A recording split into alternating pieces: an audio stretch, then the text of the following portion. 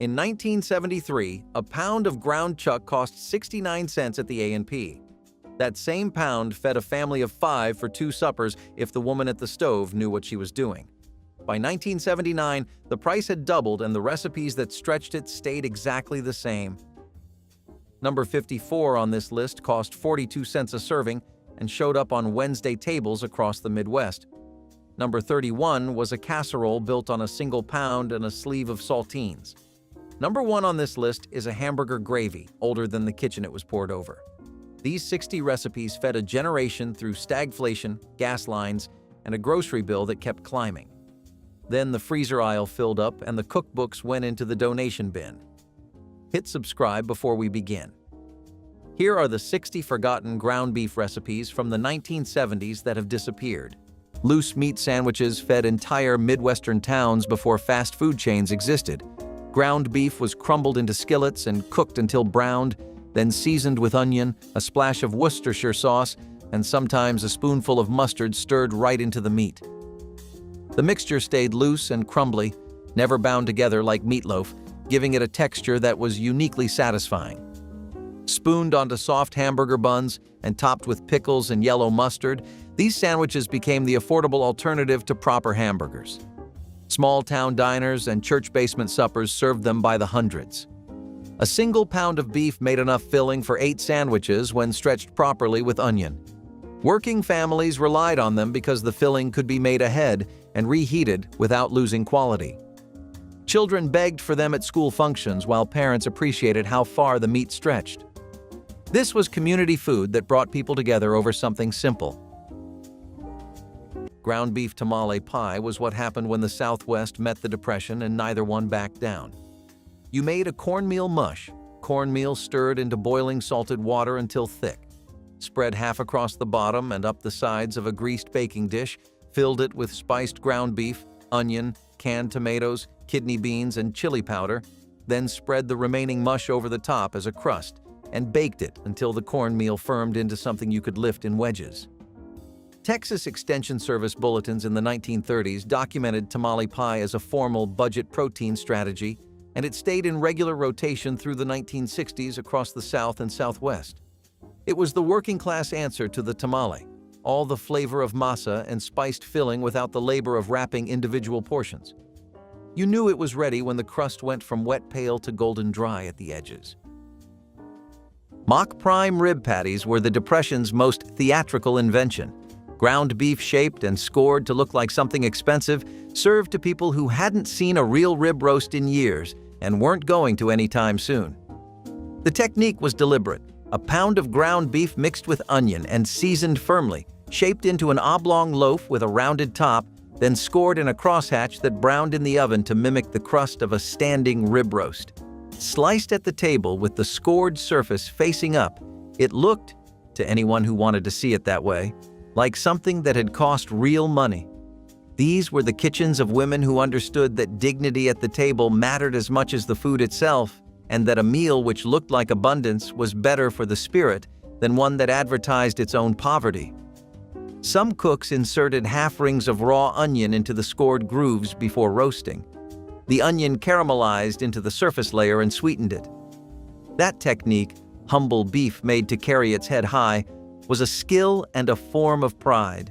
It faded with the memory of why it had ever needed to exist.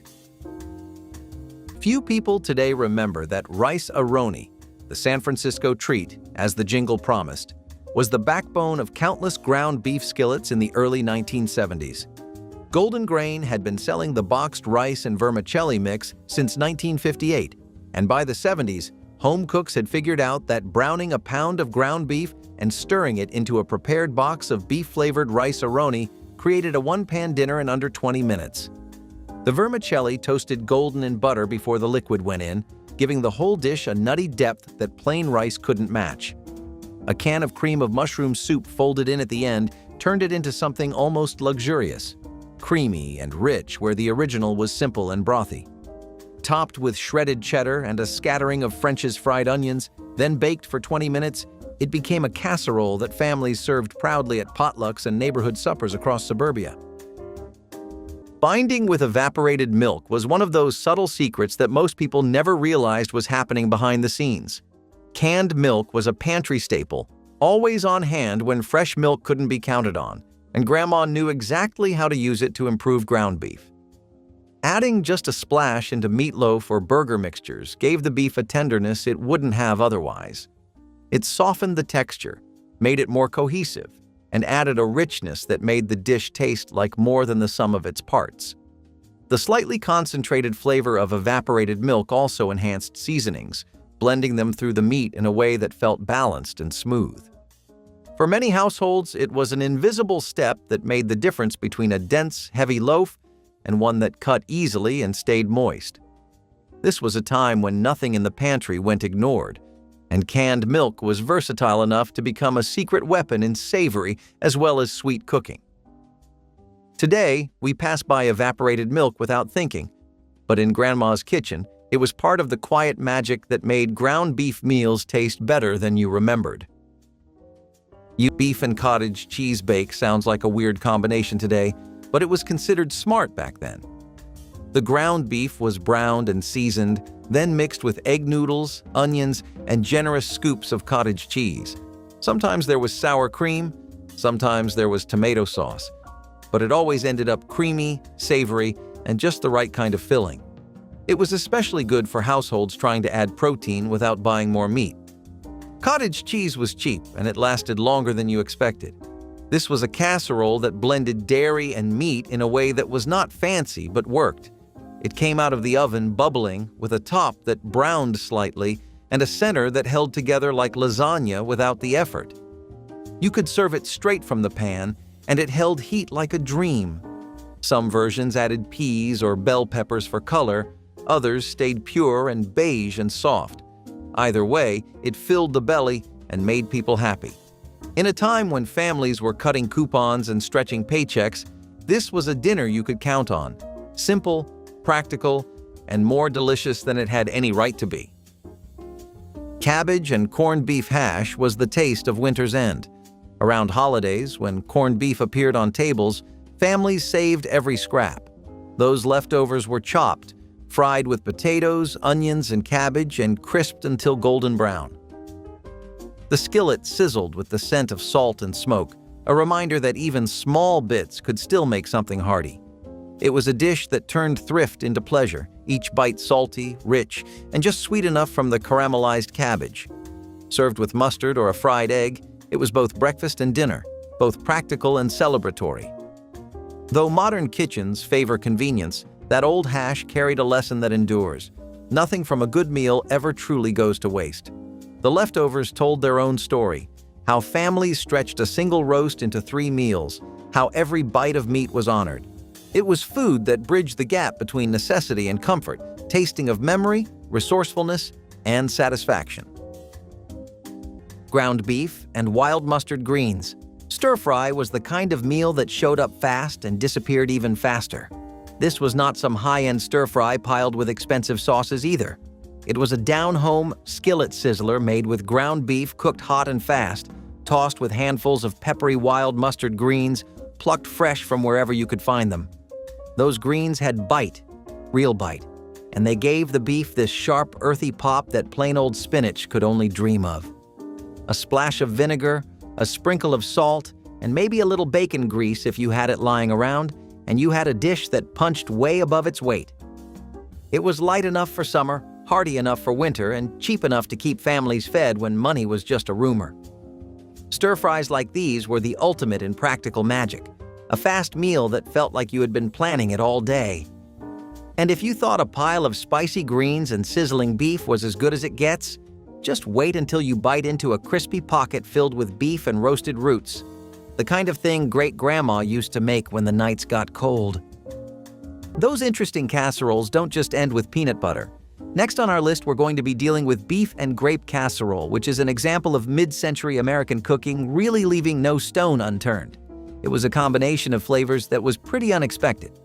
Most people think that this dish came out around the 1940s to the 1960s, and that makes sense. Fruit-based experimentation with your typical average Sunday meals was a lot more common. What was interesting was the influences for this dish.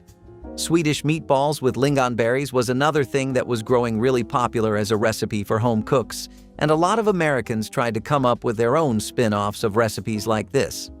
Typically, it had ground or cubed beef, and this was browned with onions. Then, it would be combined with grape jelly or entire grapes, and a sauce would be made for the broth.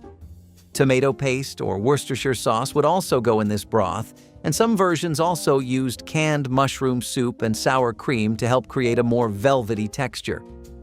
While the dish was definitely really ambitious and set out to accomplish a lot of bold, difficult-to-work-with flavors, it ended up not really lasting past the 60s.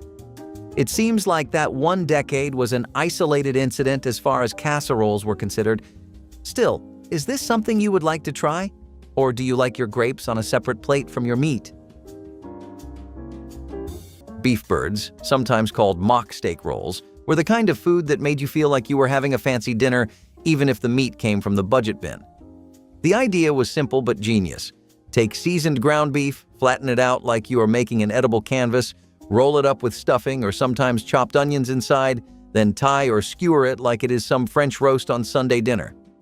These little bundles were browned in a pan and sometimes finished in gravy, soaking up every bit of flavor like they had been waiting all day for it.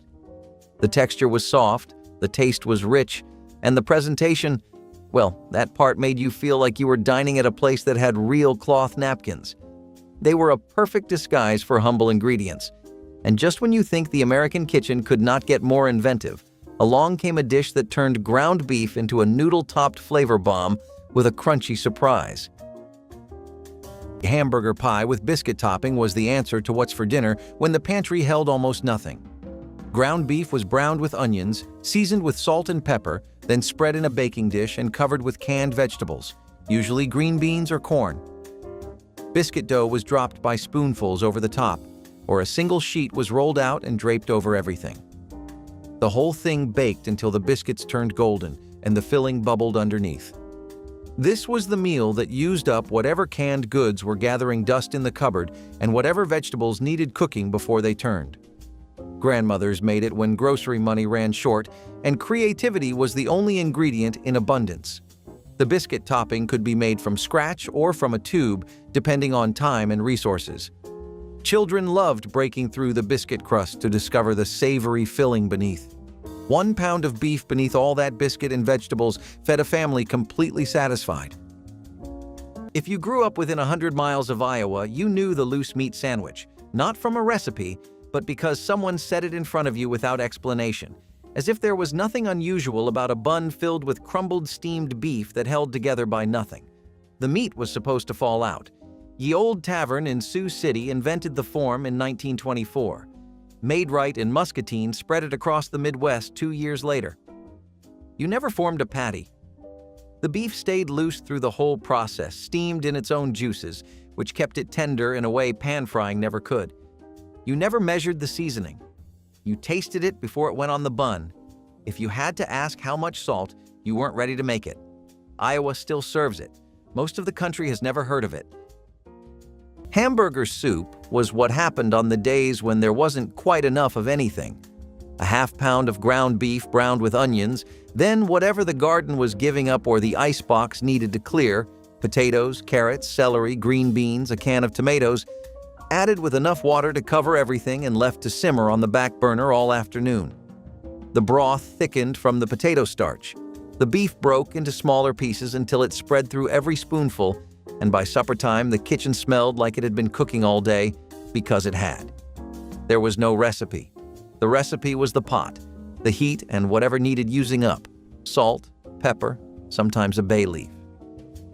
By the 1950s, this soup still showed up every time the week got long and the refrigerator got thin, not because money was short, but because the instinct to make something from almost nothing had been practiced so long it felt like knowledge. She made it without measuring, without looking at anything but the pot. The version you make from a recipe never tastes like the version she made from a Tuesday. The aroma of green peppers softening in tomato sauce filled the kitchen with a smell that was equal parts savory and slightly sweet. And for families in the early 1970s, it meant stuffed green pepper casserole was in the oven. The original stuffed peppers required careful hollowing, blanching, and individual filling, which was more fuss than most weeknight cooks could manage. So somebody, the credit has been claimed by dozens of community cookbooks from Pennsylvania to Nebraska, had the genius idea of deconstructing the whole thing into a casserole. Diced green peppers, browned ground beef, cooked rice, canned tomato soup, and shredded cheese all went into a baking dish together, layered or stirred depending on the household. 30 minutes at 350 degrees produced the same flavors without the architecture. The casserole version fed more people, reheated better, and didn't collapse on the plate the way individual stuffed peppers always seem to. It was a perfect example of how 1970s home cooks valued practicality over presentation. Saving bacon grease for frying beef was one of Grandma's quiet secrets for adding depth to otherwise simple meals. Whenever bacon was cooked, the fat was carefully poured into a tin or jar and kept on the counter or in the fridge. Later, when it came time to brown ground beef, she'd scoop in a spoonful, letting the smoky, savory flavor mingle with the meat. This gave even the plainest beef dishes a richness that couldn't be matched by oil or butter. It wasn't just about taste either. It was about never wasting something that could be used again. Bacon grease was considered liquid gold in many kitchens, and it flavored everything it touched.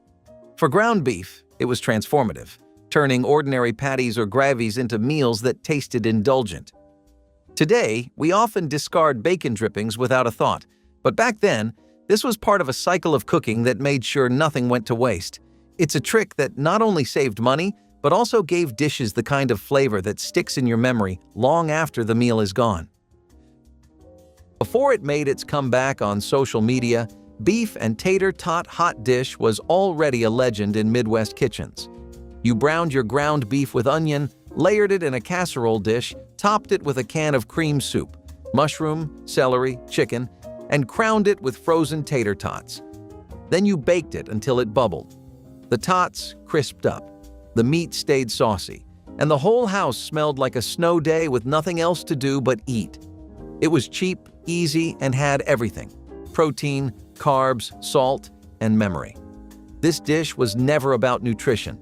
It was about morale. It showed up at church dinners, weeknights, and holiday leftovers. It was a blank canvas, too. Add corn, peas, cheese, whatever needed using. The best versions were a little sloppy, with crisp edges and soft centers. The first scoop might burn your tongue, but no one waited. It was casserole as comfort, and it worked. A meal that made you forget the weather, the bills, and the stress, just for a minute. Ground beef and oat loaf was the Depression's answer to meatloaf on a budget. When breadcrumbs were too dear, rolled oats stepped in, binding the meat and stretching it twice as far. Mixed with egg, onion, and a thin smear of tomato, it baked into a dense, hearty loaf that filled the kitchen with warmth. Each slice was firm and chewy, rich with the taste of hard work and determination. Served with mashed potatoes or a spoon of gravy, it gave families a sense of dignity. Real food, real effort, no waste.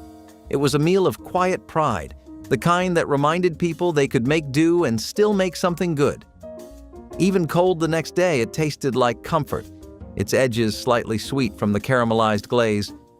In every crumb was the story of making a little go a long way, and doing it with grace.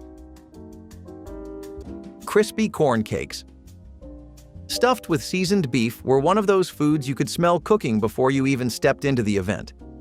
Little golden discs sizzling in big iron skillets, stuffed to the brim with ground beef seasoned with paprika, onions, and a pinch of chili powder if you wanted to wake up your taste buds.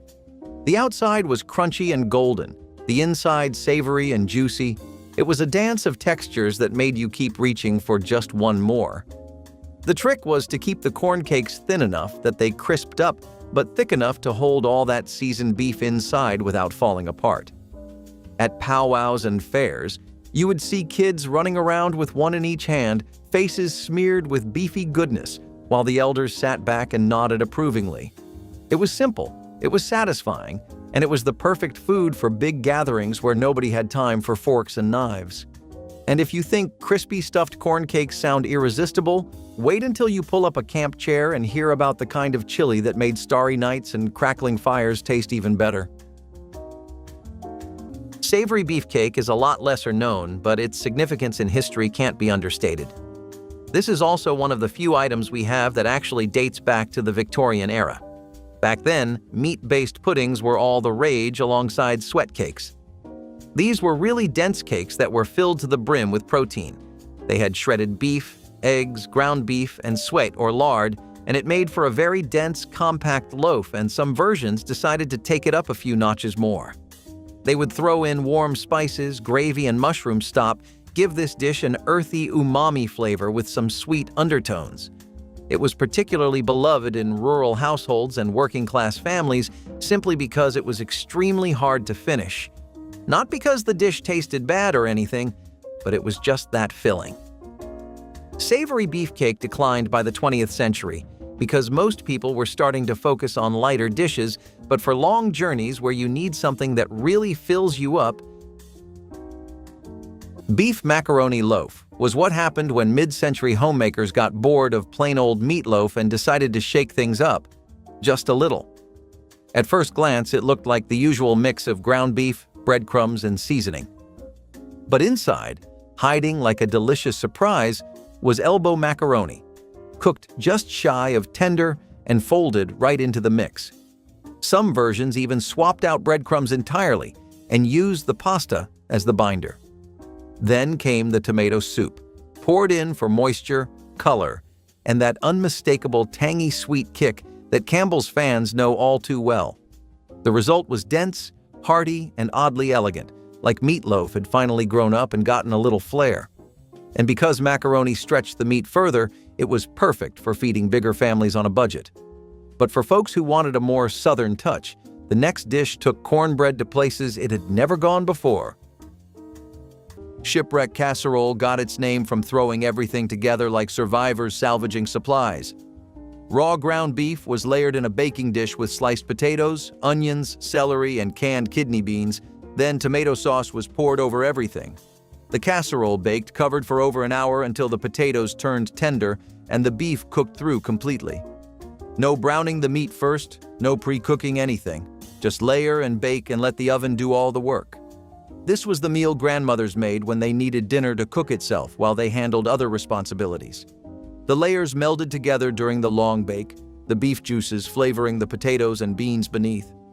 1 pound of meat stretched beneath all those vegetables fed 6 people who never complained about the simple preparation.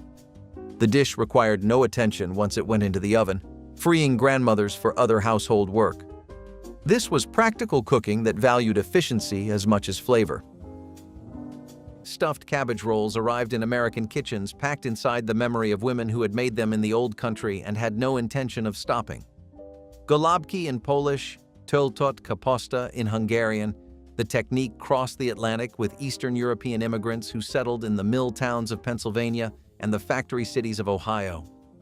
You blanched the cabbage leaves first, peeling them away from the head as they softened in boiling water. That step was what separated those who knew the dish from those who were guessing. Ground beef and cooked rice went inside each leaf, seasoned simply, rolled tight and folded at the ends, then layered in a pot and covered in tomato sauce. In Depression-era kitchens, 1 can of condensed tomato soup thinned with water kept the dish alive when old country ingredients cost too much. 2 hours over the lowest flame, until the cabbage and the filling became one thing you couldn't separate. If calico beans were the centerpiece of the Midwestern potluck table, the loose meat sandwich was what Iowa built its food identity around. And if you called it a sloppy Joe within earshot of someone from Sioux City, you would hear about it. The story starts in 1924, when Dave Heglin began selling seasoned, loose ground beef at Ye Old Tavern in Sioux City. No patty, no sauce, scooped onto a steamed bun with mustard, pickles, and onion. 2 years later, butcher Fred Angel opened the first Made-Right in Muscatine, steaming his beef in a proprietary dark liquid and letting the crumbly, juicy result spread through Iowa with the persistence of something that knows exactly what it is. You ate it leaning over the counter because it fell apart the moment you picked it up. And that was not a flaw. That was the point. 2 distinct tastes in every bite, the old-timers said, and neither translated to any other preparation. The woman who drove 40 minutes out of her way to stop at the Marshalltown Maid-Rite on every road trip took that habit with her, and the children she raised elsewhere grew up without it.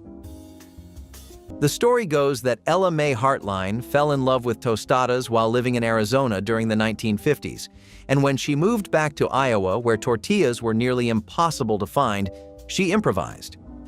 What she created, layers of crushed saltine crackers topped with seasoned ground beef, shredded lettuce, diced tomatoes, cheese, and sour cream, became known as haystacks. And by the early 1970s, the dish had spread through Mennonite and Seventh-day Adventist church communities across the Midwest. The beauty was the assembly line. You set out bowls of each ingredient and let everyone build their own. Children loved the freedom. Adults loved that it fed 30 people with 2 pounds of hamburger and a mountain of cheap toppings. Some congregations served haystacks so frequently that members joked they could build one in their sleep. The dish sat somewhere between taco salad and nachos, belonging to neither tradition but borrowing from both. Communal eating at its most democratic, where no two plates looked alike. Using tomato soup as sauce was one of Grandma's simplest but most dependable shortcuts for flavor. With a single can of condensed tomato soup, she could take plain ground beef and transform it into a meal that was hearty, tangy, and comforting. The soup added moisture, preventing casseroles, skillet suppers, or even simple beef and rice dishes from becoming dry or bland. Its sweet, slightly tart taste gave the meal a richness that stuck in memory, tying dishes to the familiar red and white cans stacked in cupboards across America. Families grew up with that signature flavor, recognizing it immediately as the taste of comfort. For Grandma, it wasn't about cutting corners, but about using what she had wisely, and tomato soup was a pantry item that always delivered. With 1 can and a pound of beef, she could have a hot dinner ready that satisfied everyone at the table. Today, the trick feels nostalgic, but back then it was a piece of kitchen magic built out of practicality and care. The name alone made kids raise their eyebrows, but once they tasted it, they stopped asking. Upside-down beef casserole was ground beef and vegetables poured into a dish, topped with biscuit dough and baked until golden. Then came the fun part. You flipped it. Or at least tried to. Sometimes it held together, sometimes it did not. But the flavors were always there. The beef had onion, salt, maybe garlic powder if you had it. The vegetables were canned corn, peas, carrots, whatever needed using. The biscuit crust crisped on top and soaked up flavor underneath. It was a hot, messy miracle. This came from a time when housewives were told to make dinner an experience, and this counted. Flipping it added excitement when life had little of it.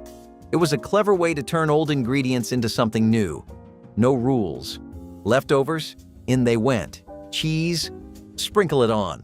Dinner was supposed to be practical, but it could still surprise you. Cabbage and bean soup was the workingman's dinner, a pot full of nourishment that cost next to nothing. Cabbage gave it sweetness, beans provided the protein, and a handful of spices made it taste like more than it was. Some used white beans. Others used pintos or lentils, whatever they had in their pantry. Everything simmered together until the beans were tender and the cabbage silky soft. The result was thick and hearty, perfect for dipping bread or biscuits. It was food that did not apologize for being simple because it had no reason to. It filled stomachs, warmed hands, and left no one hungry. It carried the faint sweetness of cabbage and the quiet depth of beans cooked slow. For many families, this was the meal that saw them through the hardest winters, proof that comfort did not have to be costly. A pot of cabbage and beans simmering on the stove was a sign that warmth still existed even when money did not. Sometimes a ham bone or spoonful of drippings was added to give it body. But even without, it tasted like care. It was humble food that made people feel seen, nourished, and safe, a reminder that generosity can live inside a single pot. Crispy fried beef and root vegetable pockets were not just dinner. They were survival disguised as a treat. Picture dough rolled thin, packed full of seasoned ground beef, diced carrots, sweet potatoes, and turnips, then folded tight and fried until golden and flaky. It was like the first generation of the hand pies everyone brags about today. only made from scratch, with love and whatever you had left in the root cellar? These little pockets were the ultimate grab-and-go meal before drive-thrus were even a thing. They stayed warm wrapped in cloth, perfect for long days in the fields or a chilly walk to the town market. Every bite was crispy outside, juicy and tender inside, with the sweet earthiness of the root veggies soaking up all the beefy flavor. Families would make dozens at a time and stash them away for later, if they managed to last that long. Now, if you think stuffing beef and veggies into a crispy golden package sounds brilliant, wait until you hear about the Sunday classic that brought sage, beef, and cornbread together into something that tasted a whole lot like home. Meat potato candy is a very strange dish. It's incredibly practical, it's very economical, and it comes out of a time where those two things were all that people wanted in their food. It's something we can thank the Depression and wartime periods for. It was back then that families were stretching things and making nutrient-dense treats out of literally whatever they could find, barter or grow. The dish was something that took some American classics and put them together very nicely. You had mashed potatoes, ground beef, which was usually pork or beef, but even bologna would do, and then you had sugar. Sometimes people would spare a bit of flour so that this could be binded properly. Now most people would also prefer their candy to be like a typical toffee, but times were tough. The idea behind the candy was more practical than it was fun anyway. This time people thought that they would make a calorically dense dish that would be easy to carry around in their pockets and bags instead of needing separate storage. It would also be high in energy, so it would be like an instant pick-me-up. In that regard, I think they did pretty great. Would you use it the same way at work?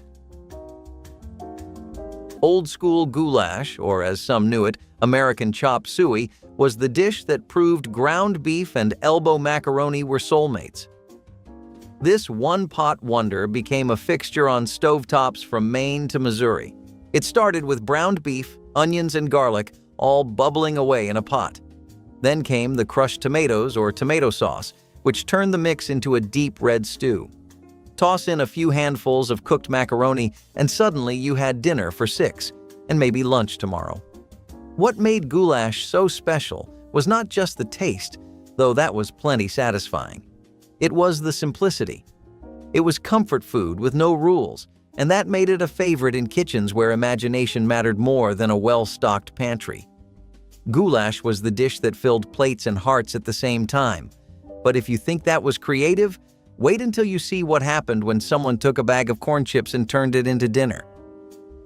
Poor man's steak transformed ground beef into something resembling expensive cuts families couldn't afford.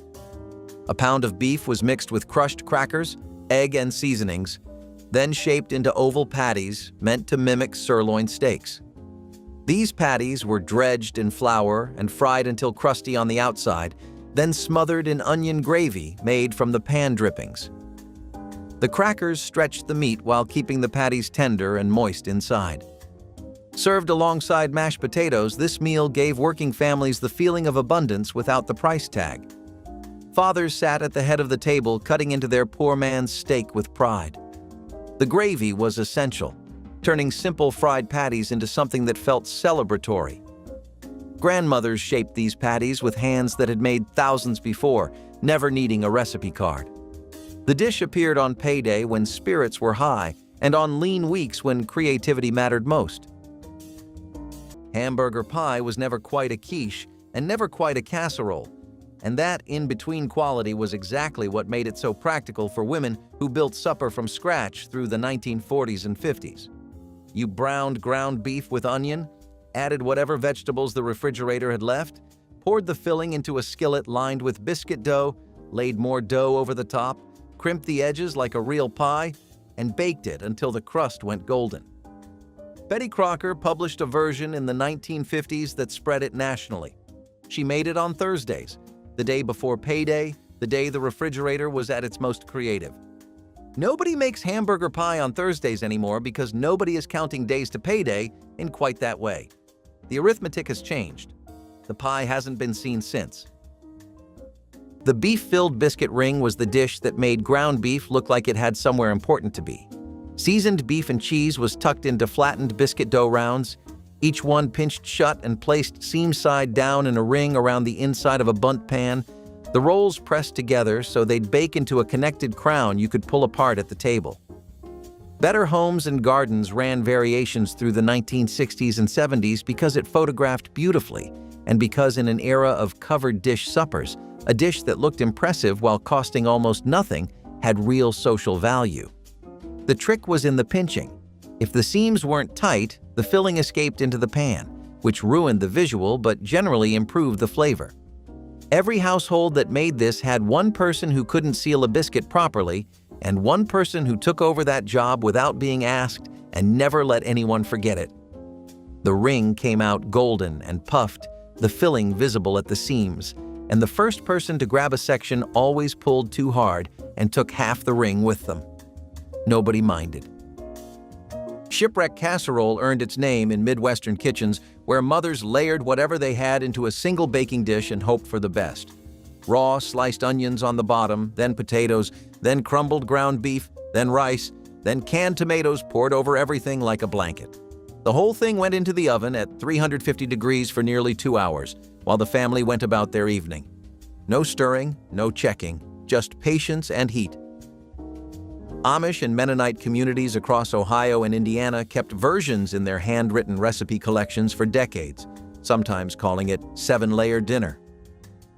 The slow bake turned raw rice tender, melted the onions into sweetness, and let the tomato juice seep through every layer until the casserole became one deeply savory thing. A full dinner, protein, starch, vegetables, from one dish and about 70 cents worth of groceries. Freezing raw beef mixtures was a trick that made busy days easier long before the idea of meal prep had a name. Grandma would mix ground beef with fillers like oats, rice, breadcrumbs, or shredded vegetables, shape them into loaves, patties, or meatballs, and tuck them neatly into the freezer. When dinner time came, the hardest part of the work was already done. She could pull one out, bake or fry it, and have dinner ready in no time. This habit kept food from spoiling since fresh beef could go bad quickly, but frozen mixtures stayed safe for weeks. For larger families, this preparation was essential, allowing her to adapt quickly if unexpected guests showed up or if schedules got busy. Unlike store-bought frozen dinners, these meals were homemade, hearty, and full of care. The freezer became a quiet tool of stability in kitchens where planning ahead was survival. Those little parcels of beef weren't just food. They were foresight, comfort, and reassurance that no matter what the day brought, a warm, filling meal was always just within reach. The macaroni beef ring was more than just a recipe, it was a showpiece. You took cooked elbow macaroni and ground beef, mixed it with eggs and tomato sauce, and pressed the whole thing into a ring mold. After it baked and set, you flipped it onto a serving plate, and there it stood, a golden brown pasta wreath. But the real drama came next. The center of the ring was filled with creamed peas, buttered corn, or even leftover stew if that is what you had. It was the kind of dinner that turned heads at church potlucks or family dinners. Kids would laugh, adults would smile politely, and everyone would eat it anyway because it was surprisingly good. The pasta held together just enough to slice, and the beef gave it weight and flavor. Sometimes there was cheese mixed in, sometimes it was just seasoned with onion powder and salt. Either way, it was a clever use of pantry staples and leftover meat. Cabbage and apple skillet was the unexpected pairing that somehow made perfect sense. Sliced apples softened alongside shreds of cabbage in a cast-iron pan, their sweetness blending with a touch of vinegar and the salt of whatever meat was available, often bacon ends or bits of beef. The result was a balance of tart and savory, sweet and smoky. It filled the home with a smell both sharp and comforting, like the promise of something good on a lean day. This dish belonged to families who used what they had, turning orchard fruit and garden cabbage into something memorable. Served alongside bread or potatoes, it brought a little color and cheer to the gray months of winter. Cabbage and apple skillet was not just food. It was proof that frugality could still taste like care, and that even hardship had room for warmth. Ground beef and heirloom. Bean chili was not just a dinner, it was a memory in a bowl.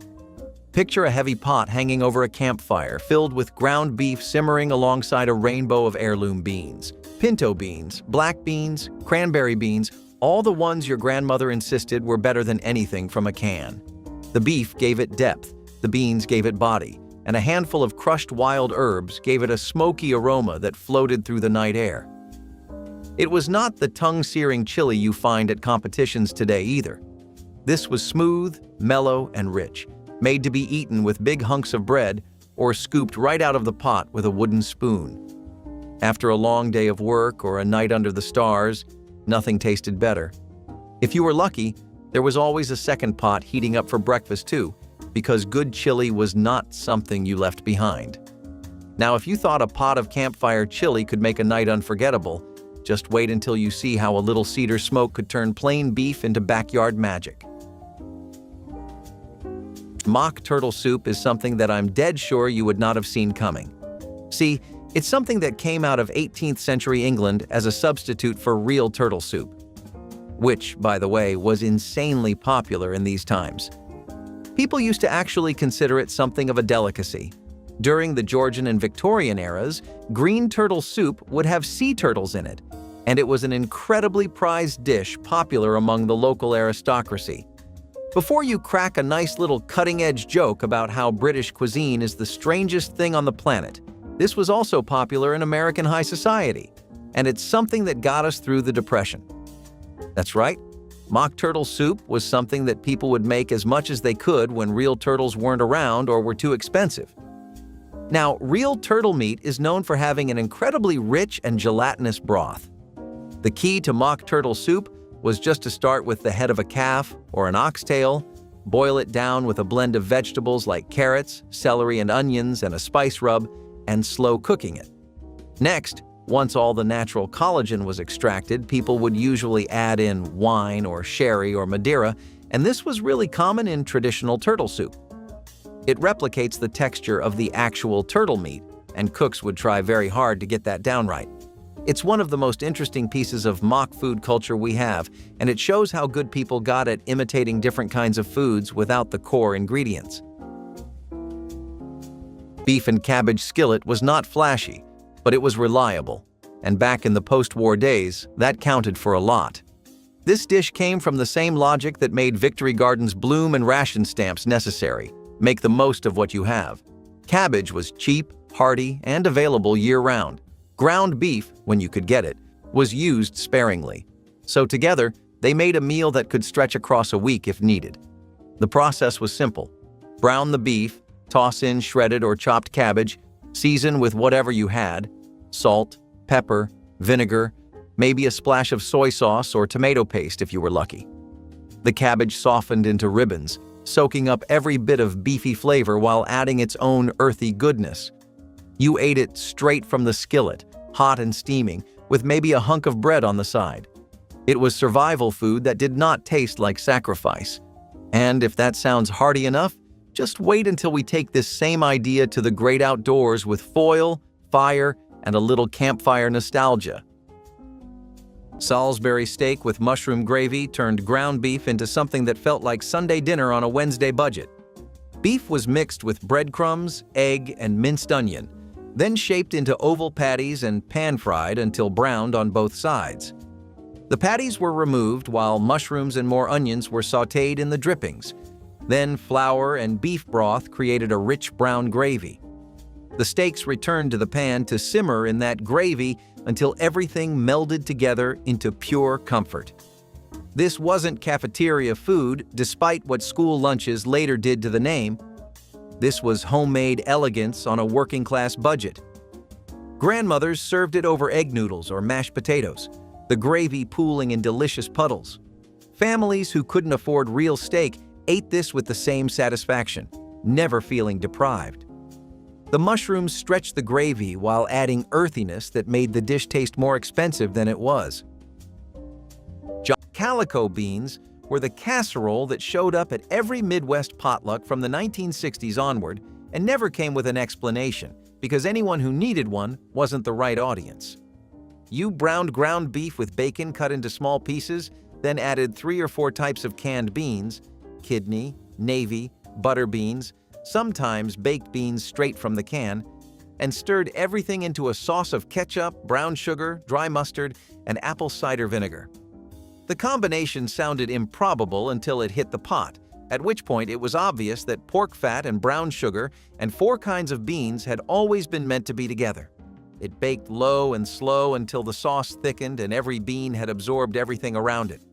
Versions appeared in Pillsbury Bake-Off community submissions in the late 1960s, and Midwest church cookbooks of that era document it so widely that the origin has been absorbed into the community itself. You brought it in a brown baking dish wrapped in a dish towel to keep it warm. Everyone came back for more. Nobody left with leftovers. Hamburger cornbread bake showed up in the 1940s as a direct result of wartime arithmetic. Beef was rationed, cornmeal was not. Ground beef browned with onion and seasoned simply, salt, pepper, a can of creamed corn stirred in for moisture, spread into a cast iron skillet, then covered with a poured cornbread batter slightly looser than usual, thin enough to flow around the edges and seal the meat underneath. In the oven, the batter puffed and browned into a crust that absorbed the fat and juices rising from below, so the bottom of the cornbread was savory in a way the top never was. You served it by scooping rather than slicing, the crust breaking apart over the filling, the steam catching you before you got the first bite to your mouth. The technique became standard in Southern and Appalachian kitchens through the 50s and 60s, passed along without a recipe card because the women who made it baked cornbread often enough that they could pour the batter without measuring. The ones who could do that aren't here to teach it now. Spanish rice with ground beef appeared in nearly every American cookbook of the early 1970s, from Betty Crocker to the spiral-bound collections sold at church bazaars. The dish had nothing to do with Spain. It was pure American invention, built on ground beef browned with diced onion and green pepper, stirred together with long-grain rice, canned tomatoes, and a dash of chili powder that gave it just enough warmth to justify the name. Minute rice made the weeknight version possible in under 30 minutes. The skillet version was the most common. Everything cooked together in one pan, the rice absorbing the tomatoey beef juices until each grain was stained red and packed with flavor. Some cooks topped it with shredded cheese. Others served it plain alongside cornbread. Either way, it delivered a filling one-pan dinner that cost less than $1 and left only one dish to wash. Mixing in oats instead of breadcrumbs was one of Grandma's thriftiest and most reliable tricks, and it worked better than most of us realize. Rolled oats blended right into ground beef without taking away from its flavor, and because they absorbed juices, the beef stayed moist instead of drying out. Oats also gave meatloaf and patties a lighter texture that felt more filling, which mattered when you were trying to stretch a single pound to feed an entire table. For families who grew up in leaner times, this clever substitution was about more than thrift. It was about making meals last. Oats were affordable, always in the pantry, and easy to work with, which made them the perfect stand-in when breadcrumbs weren't available. The beauty of this trick is how seamlessly it fit into daily cooking. Most people couldn't even tell oats were hidden inside. Today, it's often overlooked because modern recipes default to breadcrumbs. But in truth, oats gave those classic dishes their old-fashioned heartiness. It wasn't just about saving money, it was about getting the most out of what you had and never letting an ingredient go to waste, which was the very spirit of Grandma's kitchen.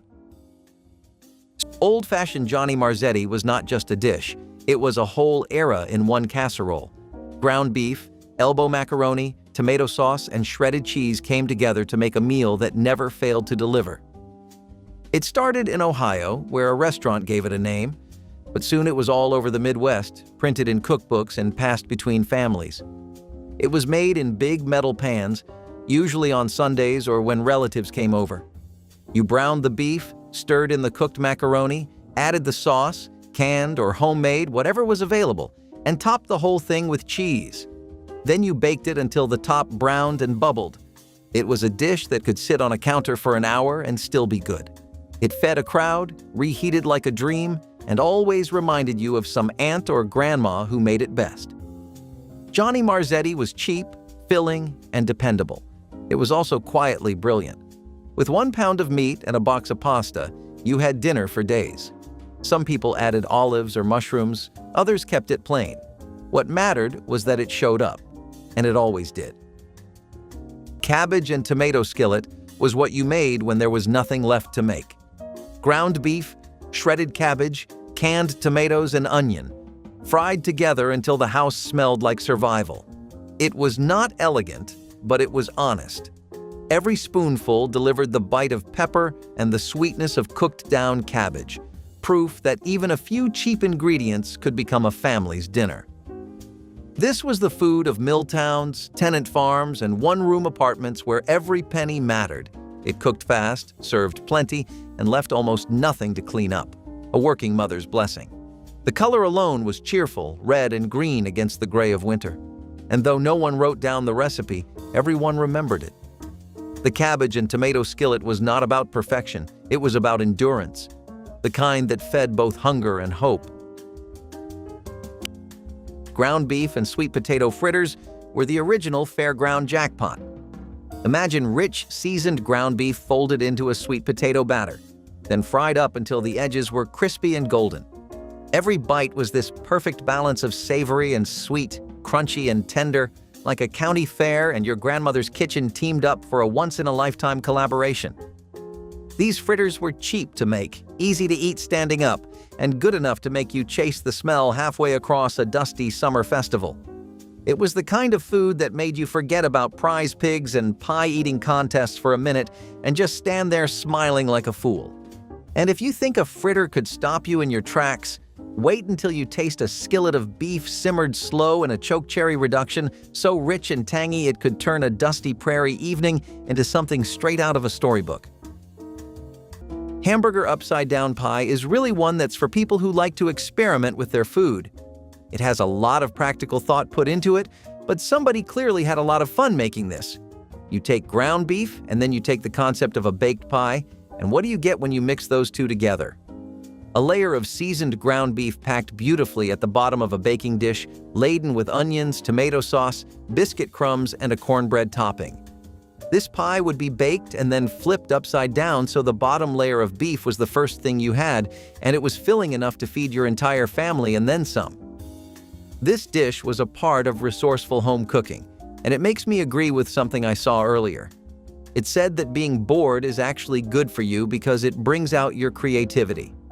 I think that people had so little to work with in these times that they were for once thinking genuinely outside of the box, and sometimes that led to some actual eureka moments, and other times it was fun, little interactive dishes like this. While it wasn't remembered much, it was still a pretty convenient meal that you could even freeze for later if you weren't feeling like eating it all in one go. Understandably, because this is a behemoth to take down on your own.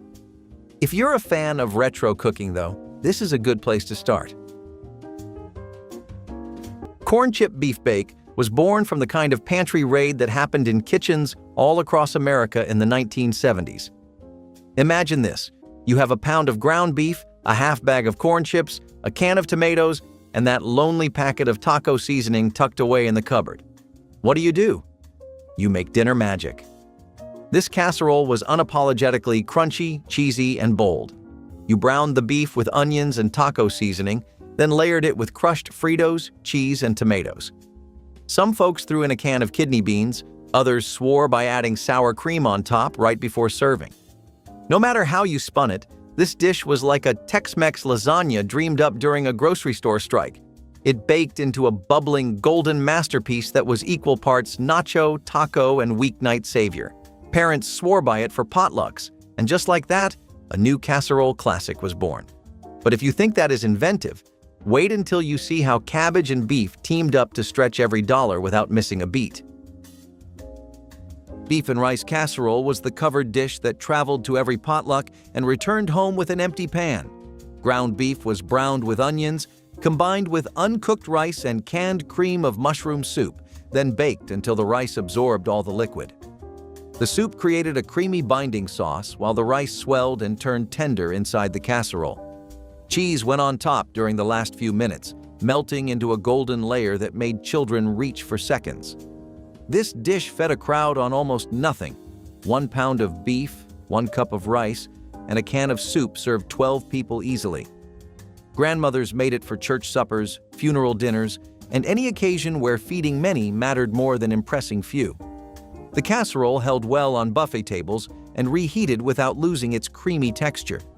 Families relied on it when company came unexpectedly and something needed to stretch. The recipe existed in memory alone, adjusted each time based on available ingredients.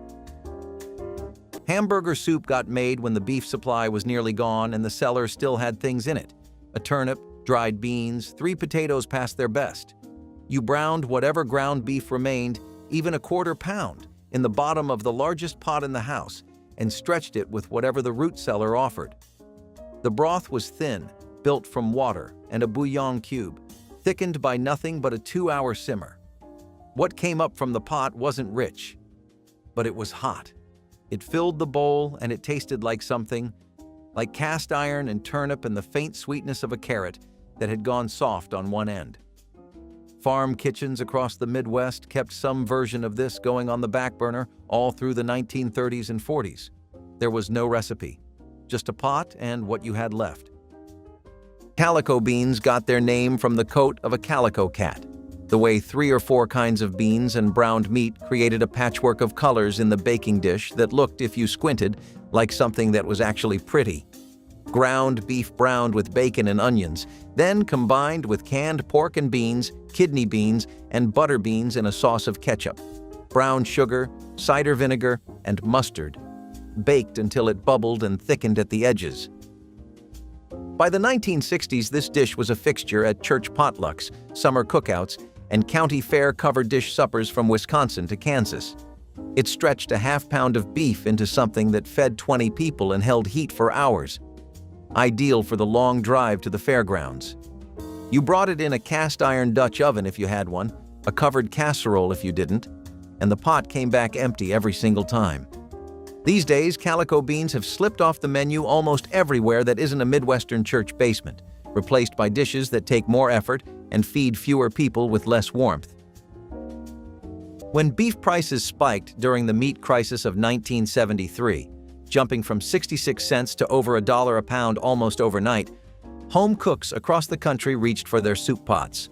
Hamburger soup became the answer to stretching a half-pound of ground beef into enough dinner for an entire family. The recipe appeared in both Betty Crocker and Good Housekeeping during that era, though most women learned it from their mothers rather than magazines. Brown the beef with onion, add diced potatoes, carrots, celery, canned tomatoes, and beef broth. Then simmer until the vegetables were tender and the broth had turned rich and beefy. A handful of barley or egg noodles stirred in near the end gave it body.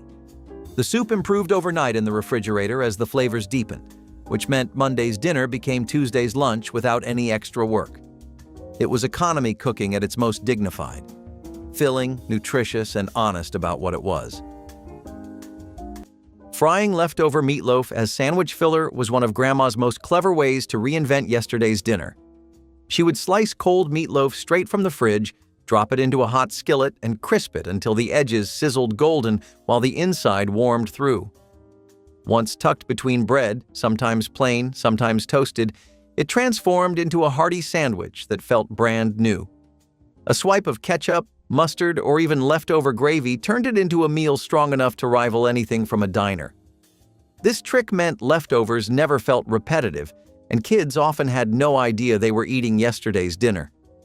The crispy edges against soft bread made every bite memorable, the kind of flavor that stuck with you.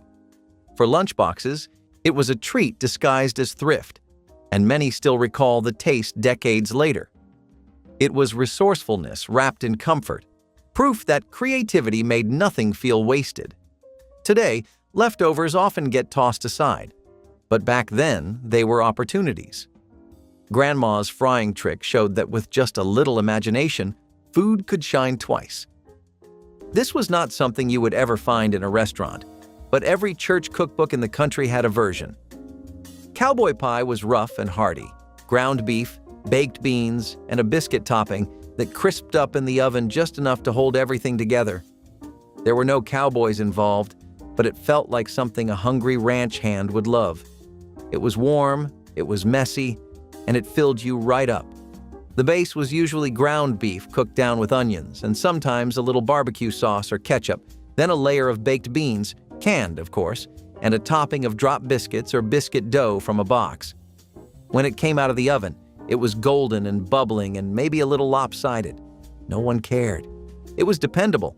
You served it with a spoon straight from the pan and hoped there was enough left for seconds. The kind you made when the pantry was running low but dinner still had to happen.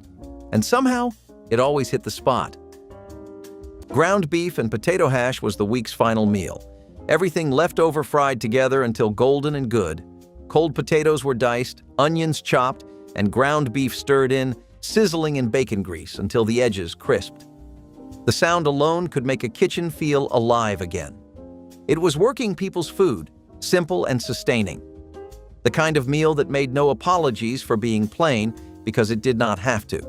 Served hot from cast iron, it was eaten with ketchup, pickles, or whatever condiment the cupboard still had. In some homes, an egg might crown the top, a small luxury that made it feel like something more. Families called it hash, but it was really a story of thrift, of making beauty from what remained. Every bite carried the smoky taste of labor and care, the warmth of food cooked slow and shared fast. Sage-infused ground beef patties might sound like something you would find in a fancy restaurant today, but back then, it was just another stroke of pure homegrown genius. Sage was everywhere in the right parts of the country, and it did not cost a dime to pick some fresh sprigs. Mixed into ground beef with a little salt and a whole lot of care, the result was a smoky, savory patty that smelled so good cooking, you would swear it could make a grown man cry. Fried up in an old cast iron pan until the edges were crispy and the middle stayed juicy, these patties were tossed onto plates with a scoop of beans, maybe some fried potatoes if you were lucky. They were not just filling, they were soul-satisfying. And once you tasted beef lifted up by wild sage, you would wonder why anyone ever bothered with plain salt and pepper again. Speaking of dishes that hit you right in the comfort zone, the next one was a staple at tables that needed stretching a meal just a little bit farther. Fruit and meat casseroles have actually existed for the better part of a few centuries. They've blended sweet, savory flavors in a lot of different ways, and they were even considered luxurious at one point. In medieval Europe, you would often find people pairing fruit with meat. In Native American culture, you can find dishes like pemmican, which are incredible superfoods. In the 19th and 20th century, you can find all sorts of references to fruit and meat-based combinations in Southern and Midwestern American cooking. Pork and apples, ham and pineapple pizza, the list goes on and on. This dish was a casserole that a lot of people were divided about, though. The thing with these savory fruit and meat dishes is that how well they work changes depending on what the format is. The decline of fruit and meat casseroles in the 70s and after that was influenced by how people were shifting their tastes away from casseroles in general, especially out-of-the-box combinations like this. These were also seen as overly sweet over time, and they didn't manage to keep up with the trend of wanting lighter, softer, and easier food. Beef and noodle casserole was the covered dish that showed up at every church potluck and neighborhood gathering. Ground beef was browned with onions, combined with egg noodles and canned cream of mushroom soup, then baked until bubbling and golden on top. The soup created a creamy sauce that held everything together while the noodles absorbed those beefy flavors. Crushed potato chips or buttered breadcrumbs went on top for crunch, turning a simple casserole into something children fought over. This was the dish grandmothers made when feeding a crowd or when grieving families needed meals delivered. The casserole traveled well in foil-covered pans and reheated without losing its appeal. 1 pound of beef stretched to serve 12 when the noodles and soup did their work. Families relied on it for weeknight suppers assembled in minutes. The recipe existed only in memory, adjusted each time based on what the pantry held. Poor man's steak was never actually steak, and anyone who made it knew that. But the name was the point. You combined ground beef with crushed saltine crackers and a splash of water, pressed it into a baking pan until it was about an inch thick, covered it, and put it in the refrigerator overnight. The next morning, you cut it into 3-inch squares, dredged each piece in flour, seared them golden in a hot skillet, then transferred everything to a roasting pan, poured undiluted cream of mushroom soup straight over the top, and baked it low and slow for a full hour. The saltines held moisture in instead of letting it cook out, a technique from Amish and Pennsylvania Dutch country kitchens, documented in Mennonite community cookbooks since at least the 1930s, leaving patties that were tender all the way through and a gravy that required no additional effort. Families in Appalachian communities and across the rural Midwest made this dish through the Depression and into the 1950s without once thinking of it as poor food. They called it a square meal. That distinction mattered to them. It should still matter. Beef and olive casserole showed up at church ladies' luncheons and covered dish suppers in the 1950s and quietly divided every room between people who understood it and people who didn't. Ground beef, browned with onion, folded into cream of mushroom soup with a full can of sliced black olives, poured over egg noodles and baked until the edges crisped. The olives were not decoration and not optional. Their briny, meaty quality lifted the whole dish past ordinary, and they had to cook into the beef, releasing their oil into the pan and softening while the casserole set around them. This was insider knowledge. The women who made it correctly had figured out that black olives and ground beef had a natural sympathy tracing back to Southern European immigrant kitchens. The women who substituted or omitted were making something else. The dish disappeared quietly when the black olive became a pizza topping rather than a casserole staple. If you grew up in Minnesota, you didn't call it a casserole. You called it a hot dish, and the undisputed king of all hot dishes was the one topped with Ore-Ida tater tots. The frozen potato nuggets had been invented in 1953 at Ore-Ida's plant in Ontario, Oregon, and by the early 1970s, they had found their highest calling arranged in neat rows across the top of a baking dish filled with browned ground beef, cream of mushroom soup, and frozen mixed vegetables. The combination sounds almost too simple to work, but the oven transformed it. The soup melted into a creamy gravy that bound the beef and vegetables together, while the tater tots on top crisped into golden, crunchy crowns. Lutheran church basements across the upper Midwest served this at every potluck, funeral lunch, and Wednesday night supper. The dish required no skill beyond opening cans and browning meat, yet it delivered a satisfaction that fancier recipes couldn't touch. Minnesota claimed it so completely that the state legislature once debated naming it the official state food. Making a gravy base from beef drippings was one of the most practical and delicious habits Grandma swore by. After frying ground beef, she never just poured off the pan juices, they were too valuable to waste. Instead, she whisked in flour, maybe a splash of broth or milk, and built a flavorful gravy that could be ladled over mashed potatoes, bread, or noodles. This simple act turned a basic skillet of beef into a complete, comforting meal that stretched to feed more mouths. It gave dinners depth and warmth, making even small portions feel satisfying. Families relied on this trick not only because it saved money, but because it created flavor from what others might have discarded. The aroma of that sizzling gravy filled kitchens and promised a meal that was both hearty and resourceful. These days, we're often told to drain and discard fat for health reasons. But back then, every drop was an opportunity. That was the beauty of Grandma's cooking, knowing how to turn scraps into something rich, flavorful, and worth remembering long after the plates were cleared. Sweet sour ground beef with pineapple was not subtle, but that is what made it shine. It was a stovetop dish you cooked in one big skillet. Ground beef browned with onions, then simmered in a mixture of pineapple chunks, vinegar, ketchup, and brown sugar. It smelled like takeout, it tasted like a tropical potluck, and it felt like a vacation, even when dinner was just in your tiny kitchen with the window cracked open. The sweetness from the pineapple and sugar mixed with the tang of vinegar to give the beef a punchy, bold flavor that clung to every grain of rice. This was the kind of dish that made kids ask for seconds, even if they did not love onions or peppers. You could find it in cookbooks from the 1960s and 1970s, usually in a section called International Flair or Creative Ground Beef Dinners. It was experimental, but not in a bad way. This dish was about making something exciting with what you had. Canned pineapple, cheap beef, sugar from the pantry. That was it. Yet somehow it came together like magic. Dishes like this reminded people that food could be fun, even when times were not. Ground beef and cabbage gravy over bread was the meal you made when there was almost nothing left, and somehow it still tasted like kindness. Ground beef browned with onions and cabbage made a quick, rich gravy thickened with flour and broth. It was spooned over day-old bread or toast, soaking in until it became soft and savory. The first bite warmed the chest. The second reminded you that a meal could still feel generous even when it was not. Families called it poor man's stew, but there was dignity in its making.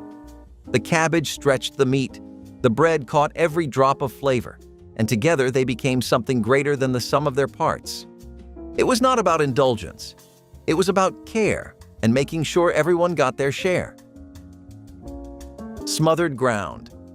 Beef and hominy was the kind of meal that did not just fill your plate, it filled your soul. Ground beef cooked slow and easy, seasoned with just enough spice to keep things interesting, and then tossed together with hominy so tender it almost melted in your mouth. If you have never had hominy before, just picture corn but bigger, puffier, and somehow even more satisfying. When the juices from the beef soaked into every kernel, you got a dish that was buttery, savory, and rich enough to carry you through an entire winter's night. Families back then knew that when you needed a dinner that would power you through long days and longer nights, this was it. It was not fancy food, but it was food that made you feel like you were winning at life, even when the cupboards were looking bare. Now, if you thought beef and hominy could turn a plain night into something unforgettable, get ready to bite into a dish that brought every powwow to life with a little bit of crunch and a whole lot of heart. Cornflake-coated meatballs were a really good example of mid-century breading techniques. They were inspired by the rise of cereals as a cooking ingredient. People hadn't really imagined the potential of cereal as a coating, yet only as a breakfast. That kind of wacky experimentation is something that took place more so in the 60s and 50s. It was also thanks to cereal companies trying to market their products that way. They thought that they would simply get more bang for their buck if they marketed their products as something that you could have for breakfast and lunch instead of just one or the other. And I think they were right. These cornflake-coated meatballs ended up becoming national sensations. Food trends did shift just a decade or two later, but they were still very, very popular retro recipes that made for perfect party food. They could be baked or fried either, so you could switch it up with each serving, or you could just do a half-and-half platter. Also, depending on what kind of flavors you were working with in the cereal, you could actually just make some pretty interesting combinations and variations. Beef and macaroni skillet was the one-pan wonder that got dinner on the table in 30 minutes flat. Ground beef was browned in a large skillet, then dry elbow macaroni was added right into the pan along with canned tomatoes, water, and seasonings. The whole thing simmered covered until the pasta turned tender and absorbed the tomato beef liquid into something rich and saucy. No separate pot for boiling pasta, no draining, no extra dishes to wash afterward. This was the meal grandmothers made when time was short and children were hungry and patience was wearing thin. The skillet went straight to the table where families served themselves from the pan. 1 pound of beef and a box of macaroni fed 6 hungry mouths without complaint. Seasonings varied by household. Some added oregano and garlic. Others kept it simple with just salt and pepper. The dish was forgiving of distracted cooks and hungry children sneaking bites before dinner was called. But if calico beans was the dish you brought to feed a crowd, skillet chili with crackers was the one you made alone. The solo supper that most people over 70 remember eating at least once a week without once calling it chili. You browned a small portion of ground beef, added onion, canned tomatoes, and chili powder, and let it simmer thin. Not thick like the kind you'd ladle over rice, but thin enough to pour over a stack of saltines laid flat in the bottom of a bowl. The crackers softened as you ate, absorbing the broth from below while the top layer stayed just dry enough to crunch. The ratio was everything. Too much liquid, and the crackers went to paste before you reached them. You calibrated it by eye, by the particular tilt of the pan over the bowl, and that calibration was never written anywhere. If you grew up eating it, the ratio lives in your wrist, nowhere else. Stretcher patties were the Depression's most honest recipe, a name that didn't pretend to be anything it wasn't. When meat rationing during World War II limited each adult to 2.5 pounds of beef per week, Home cooks developed a technique for making 1 pound behave like 2. Mix it with rolled oats, crushed crackers, or grated potato, then season aggressively enough that the filler disappeared into the flavor. Pressed thin and fried in cast iron until the outside crisped and the inside stayed tender, they didn't taste like compromise. They tasted better than a plain burger in ways that took years to understand. Gladys Klein of Burlington, Wisconsin, remembered making them through the war years. The oats absorbed the beef juices as they cooked, trapping a depth of flavor the all-beef version couldn't match. When rationing ended and thick patties became affordable again, stretcher patties vanished almost overnight. A generation of cooks took their knowledge of what oats could do for ground beef, and when they left the kitchen, the knowledge went too. Before it became cafeteria food, Johnny Marzetti had a proper origin story. Teresa Marzetti, who ran a restaurant near Ohio State University in Columbus, created the dish in the early 20th century and named it after her brother-in-law. By the 1970s, the recipe had migrated so far from its restaurant roots that most people just called it that noodle casserole. The formula was ground beef browned with onions and green peppers, stirred into cooked elbow macaroni with canned tomato sauce, then topped with shredded American cheese and baked until bubbling. School cafeterias across Ohio, Indiana, and Michigan served it by the tray, and PTA cookbooks listed it more often than almost any other main dish. What set it apart from generic hamburger noodle bakes was the green pepper. That slightly bitter crunch against soft noodles and rich meat sauce gave it a character plain casseroles lacked. At roughly 12 cents a serving in a school kitchen, it fed hundreds of children daily. Shaping beef into steaks was one of those clever illusions that made dinners feel fancier than they really were.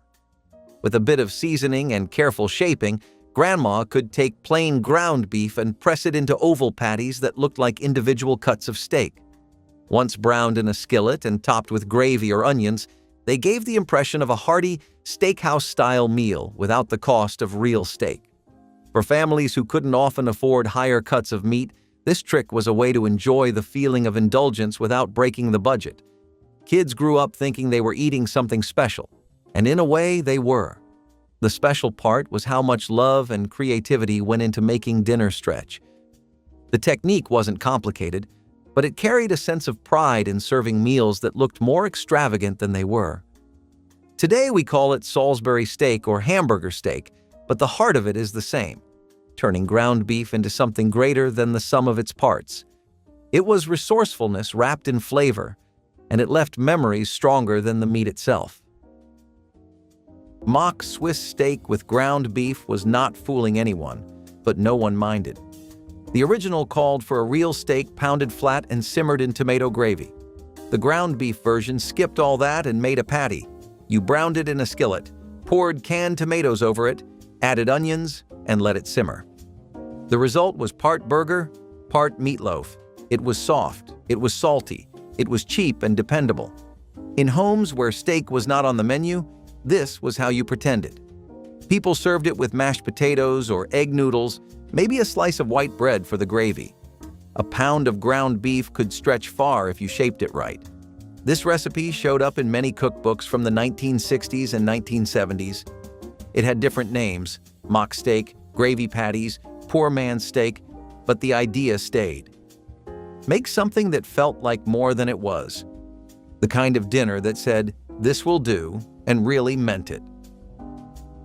Cabbage and milk stew was the quiet staple of dairy country, born from necessity and ingenuity. In regions where milk was easier to come by than stock, women used it to build a creamy base for cabbage and bits of ground beef. The milk thickened as it simmered, wrapping the vegetables in a gentle, velvety sauce. The result was mild, nourishing, and surprisingly rich, comfort made from simplicity. Some added a pinch of nutmeg or pepper to balance the sweetness. Others stirred in leftover potatoes to make it thicker. It was not glamorous food, but it was deeply human. The kind of meal you ate slowly with gratitude. The aroma of warm milk and cabbage filled the kitchen with quiet calm. In every spoonful was the story of families who made do, who turned scarcity into something beautiful through patience and heart. Even after mealtime ended, The smell lingered, clinging to aprons and windowsills, reminding everyone that love could be measured in simmering pots. It was a meal that restored more than hunger. It restored peace. Hearty ground beef and flint corn shepherd's pie was not just a dish, it was a statement. Ground beef seasoned with onions, garlic, and wild herbs formed the base, but the real star was the topping, a mash made from flint cornmeal instead of regular old potatoes. Flint corn, the rugged ancestor of sweet corn, had this deep, nutty flavor that took the whole pie to another level. It was a tough crop that thrived when nothing else would, which made it the perfect partner for a meal built to last. The top baked into a golden crust, just thick enough to crack when you spooned into it, revealing the juicy beef and rich gravy underneath. It was a shepherd's pie made for real shepherds. Sturdy, filling, and full of heart. And if you thought that was the peak of comfort food innovation, just wait until you hear about the fritters that brought sweet potatoes and beef together in a state fair dream you could actually carry in your hand. In the 1960s, there was a rising demand for all sorts of experimentative casserole recipes. One of those happened to beef and peanut butter casseroles, and before you exit the video, hear me out. Beef and peanut butter casserole is a fascinating example of how people can get really creative when the stakes are high. This is a dish that has its roots in Great Depression thrifting and ingenuity. If you think it sounds really unusual, you're right, but you're also probably only thinking about this from a flavor perspective instead of what it can do for your body. Most people realized that the protein potential of this was off the charts. It combined peanut butter, which was already carrying loads of the stuff with beef, and it was a meal that could be stretched out to feed an entire family. Plus, despite how we regularly associate peanut butter with sweeter confections, it's actually been something that's constantly thrown into savory recipes too. This was a casserole that emerged all the way in the 1930s or 1940s, but peaked in the 60s. And this was because it was only in those early decades that peanut butter even began to be commonly available in most people's homes. It's got a lot in common with some Thai peanut beef dishes too. Stuffed cabbage rolls carried old-world traditions into American kitchens where ground beef met resourcefulness. Grandmothers blanched whole cabbage heads until the leaves softened enough to peel away, then filled each leaf with ground beef, cooked rice, onion, and seasoning. The rolls were tucked snugly into Dutch ovens, covered with tomato sauce stretched from canned tomatoes. Hours of slow baking transformed the rolls into tender parcels where the beef melded with sweetened cabbage and tangy sauce. One head of cabbage and a pound of beef could feed a family for 2 days when the rice stretched the filling properly. Eastern European immigrant families brought these recipes in their memories, adapting them without ever writing anything down. The rolls appeared at Sunday dinners and holiday tables, marking special occasions without breaking the budget. Leftover rolls reheated beautifully, often tasting better the second day. This was the food of grandmothers who remembered scarcity. Johnny Marzetti had a specific name, which meant it came from somewhere real, and it did. Teresa Marzetti ran a Columbus, Ohio restaurant in the 1920s, and her casserole of ground beef, egg noodles, tomato sauce, and sharp cheddar became so popular at church suppers and school lunches across the Midwest that her name traveled with the recipe for 50 years after the restaurant itself had closed. You browned the beef with onion, combined it with cooked egg noodles and tomato sauce, covered it generously with cheddar, and baked it until the cheese had browned and the whole dish had set. But the proportions mattered. Too much sauce and it went soupy, too little and it dried out, and you learned those proportions by watching, not by reading. The first time you made it alone, you called home to ask about the sauce, and the answer was always, enough. That was the complete instruction. Johnny Marzetti fed Ohio church basements for 4 decades. Then lasagna arrived, and the egg noodles never came back. Chow mein hot dish emerged from Minnesota church kitchens in the 1960s as one of the Midwest's more unlikely inventions. Ground beef, cream of mushroom soup, and celery baked in a deep dish and finished with a layer of crunchy chow mein noodles from a La Choy can. The noodles came from Chinese-American cuisine, the cream soup came from Campbell's, the beef came from the freezer, and the combination worked, the noodles staying crisp on top while softening slightly at their undersides where the steam reached them. Minnesota home cooks knew the trick. You never stirred the noodle layer into the casserole. You laid it across the top in the last 15 minutes and pulled the dish the moment the edges began to curl. Church cookbooks from the Twin Cities ran versions through the 60s and 70s as if it were as natural as anything else on the table. It faded when la choy went out of fashion, and the idea of Chinese pantry staples in a beef casserole started to seem stranger than it had in 1968.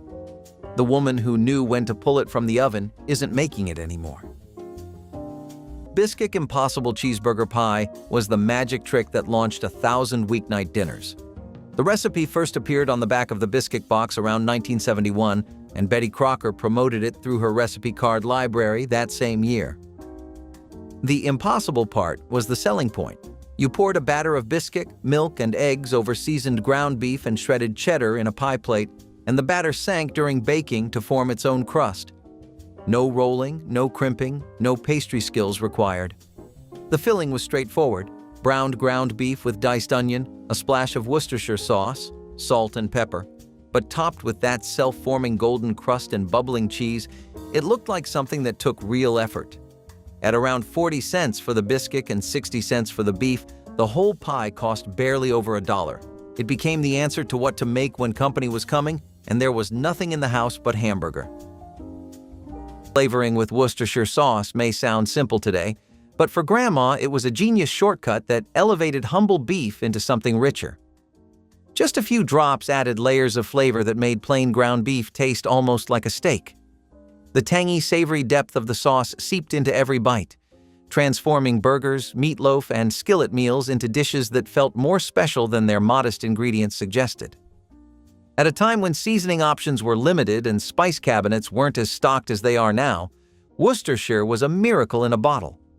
It was affordable, versatile, and long-lasting, which made it a kitchen essential. Families grew up on meals where that little splash of sauce was the secret no one talked about but everyone tasted. It gave ground beef a boldness that kept it from feeling repetitive, even if you ate it several times a week. Today, with so many sauces and condiments available, this old trick feels almost too simple to remember, but its impact remains undeniable. It was a way of making the ordinary extraordinary, with nothing more than a quick shake of the bottle. Savory ground beef Jell-O mold sounds like a joke now, but back then, it was an actual dish you could find in cookbooks across the country. Picture this: ground beef cooked with celery and onions, mixed with tomato or beef-flavored gelatin, and poured into a mold to chill. It came out looking like a jelly-covered meatloaf, and yes, people served it with pride. The gelatin acted as a binder and preservative, letting the dish be prepared ahead of time and stored without refrigeration for longer than usual. It was a wartime or emergency pantry trick that somehow found its way into mainstream cooking in the 1960s. Housewives would slice it into wedges and serve it with saltines or a dollop of mayonnaise, believing it was elegant. It was not, but it was practical. Gelatin was cheap and available, and this dish used only one pan and required no baking. Whether it was a result of rationing, cold buffets, or sheer culinary curiosity, it definitely left an impression. Cabbage and rice bake was an act of comfort disguised as frugality. Leftover rice met cabbage and beef in a casserole dish, topped with breadcrumbs or a drizzle of milk to keep it moist. It baked until tender, the top golden, the smell rich and homey. This dish was how families turned scarcity into satisfaction. It filled bellies without emptying wallets, and its leftovers reheated even better the next day. Many cooks flavored it with paprika, garlic, or tomato, each one adding their own touch of love. The rice made it stretch further, the cabbage made it wholesome, the beef made it feel complete. Served in deep scoops with bread and butter, it was more than a meal. It was reassurance that even hard times could taste good. In quiet kitchens across America, cabbage and rice bake became the taste of perseverance made edible. Beef and sage cornbread bake was the kind of Sunday special that made you race home from church just to get first dibs. Ground beef browned up with onions and a heavy hand of fresh sage was tucked under a thick, buttery layer of cornbread batter, then baked until everything was bubbling and golden. The sage gave the beef this deep, woodsy flavor that wrapped around the sweet cornbread like a warm hug. You would walk into the kitchen, and the smell alone would tell you that it was going to be a good day. Plates were heaped high, smothered with gravy if you had a little extra energy, or eaten straight out of the pan if you just could not wait. This was the kind of dish that felt like a full holiday dinner, even if it was just an ordinary Sunday. You knew you were doing something right when every last crumb got scraped up by someone pretending they were just being polite. And if you thought beef and sage were a heavenly match in the oven, just wait until you see how beef, sunflower seeds, and a cast iron skillet could team up for a dish so hearty it practically stood up and shook your hand. Beef stuffed donuts are a really bizarre thing to think about. They actually have been a part of tradition for so long. What tradition, you might ask? Well, savory fried dough dishes have been pretty consistently popular across America, believe it or not. Just look at all the meat pies we have. Unlike today's sweet donuts topped with chocolate frosting and red velvet, though, these were a popular way to make some portable food that also filled you up. Different versions of meat-filled fried donuts looked like beef mixed with onions and garlic, or gravy, or even cheese on the inside. So why did something so good disappear? Well, it's just hard to keep up with all the different things the world had to offer. Pre-packaged donuts, frozen ones, ready-made baked goods, all of it meant that people were far less interested in doing basic home baking the usual.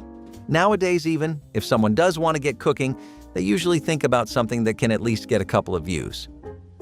Shepherd's pie without the lamb was how American grandmothers adapted the British classic to budgets and tastes. Ground beef was browned with onions and mixed with whatever vegetables were available: peas, carrots, corn, green beans, then spread in a baking dish and topped with mashed potatoes. The whole thing baked until the potatoes turned golden brown and the filling bubbled up around the edges. Grandmothers made this when they needed one dish to serve as the entire meal, complete with meat, vegetables, and starch. The mashed potato topping could be piped fancy for company or simply spread with a fork for Tuesday supper. Families ate it straight from the baking dish, scooping portions that included every layer. The dish used up leftover mashed potatoes and any vegetables that needed cooking. 1 pound of beef beneath all those potatoes and vegetables fed 8 people satisfied. This was the cooking of women who never wasted anything. Ground beef and macaroni goulash did the same job as Hamburger Helper 2 decades before Hamburger Helper existed.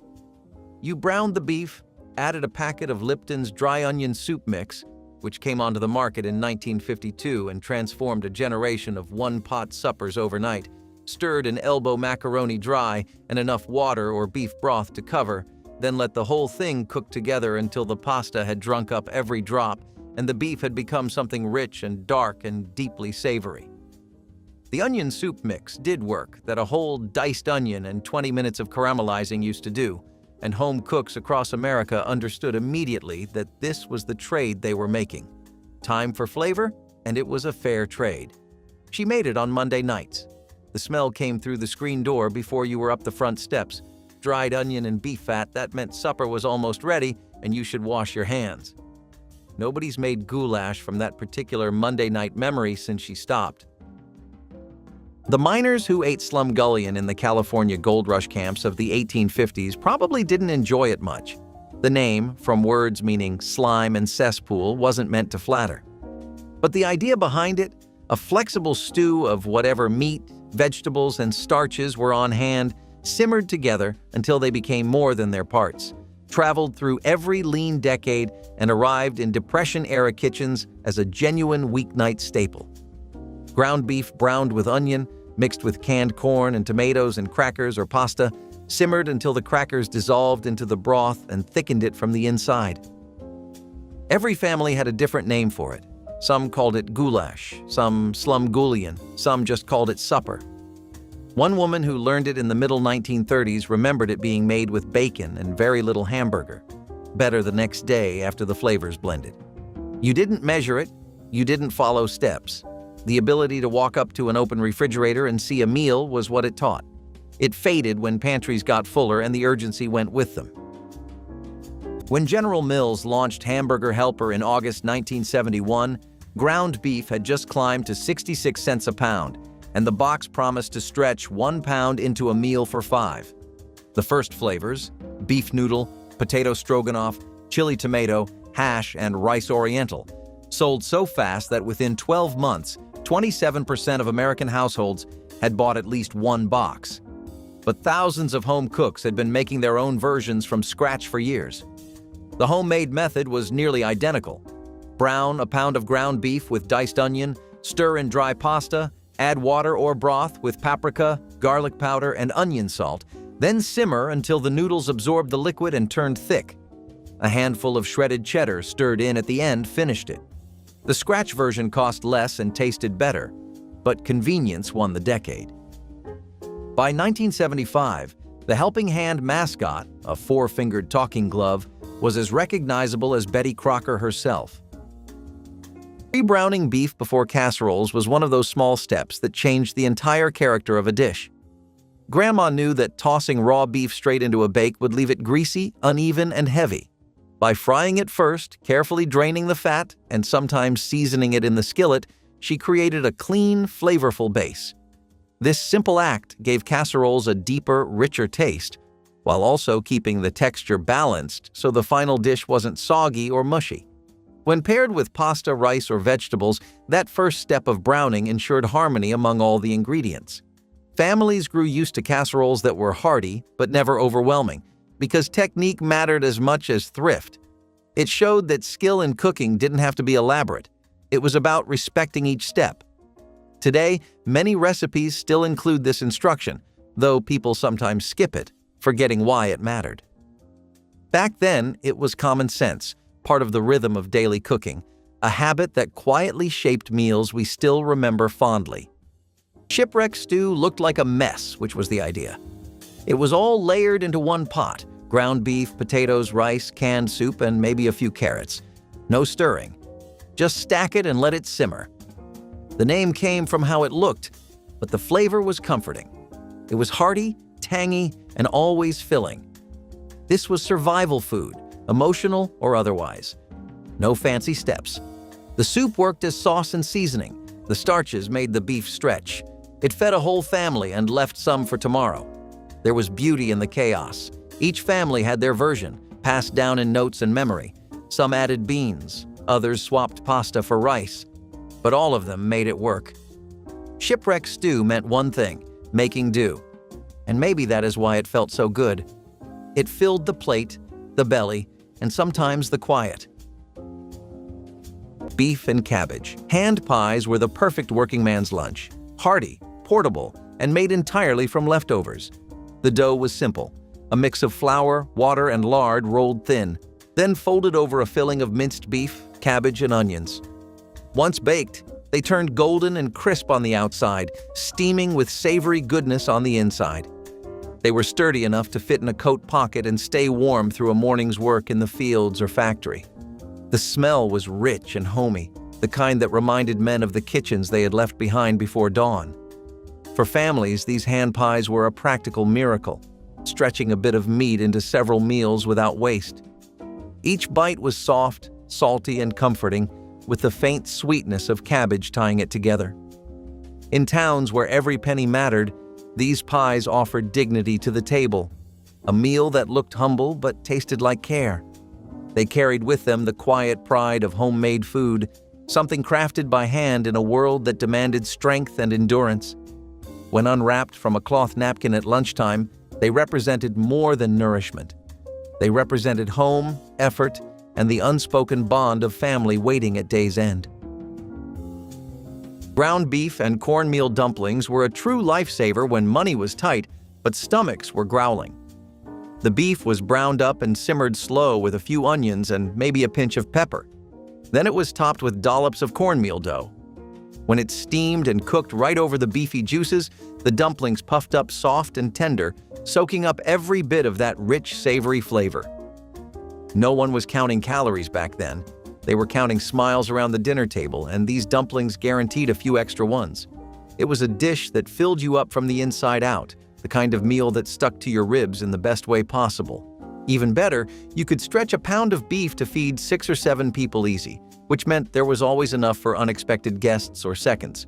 If you thought that was the peak of stretching flavor and comfort, just wait until you hear about a casserole that captured everything good about ground beef and corn and wrapped it up in pure 1970s nostalgia. If you think about it, pickled beef balls were really just as old-fashioned. They were born out of a preservation technique that basically combined chopped beef with vinegar, salt, and some spices that were then cured in a briny liquid. This was done so that the meat would last a lot longer than it usually could, and it was likely something that came out of pickled meat traditions stemming from Europe. German Sauerfleisch and the Jewish dish pickled tongue have some pretty strong resemblance to this dish. The acidity of the vinegar would do more than just preserve the meat. It would also be wonderful at tenderizing the meat so that you could actually use cheaper cuts of meat. Most rural families could not afford premium cuts because of how expensive they were, but nobody really liked eating chewy, tough, rubber-like meat. These pickled beef balls were an easy solution, and one that you could make in a batch for a rainy day. Coca-Cola beef skillet might sound like something dreamed up at a county fair food stand, but back in the 1960s, it was a weeknight marvel. You took a skillet, browned up a pound of ground beef with onions, added a healthy squeeze of ketchup, and then, here's the twist, poured in a splash of Coca-Cola. That was the secret sauce.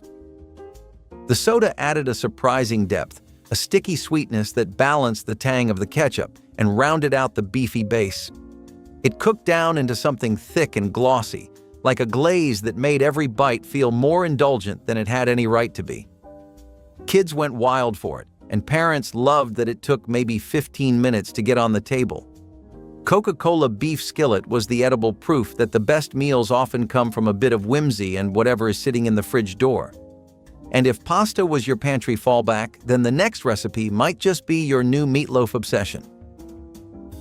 Spanish rice with ground beef brought warmth and color to tables across America during the mid-century years.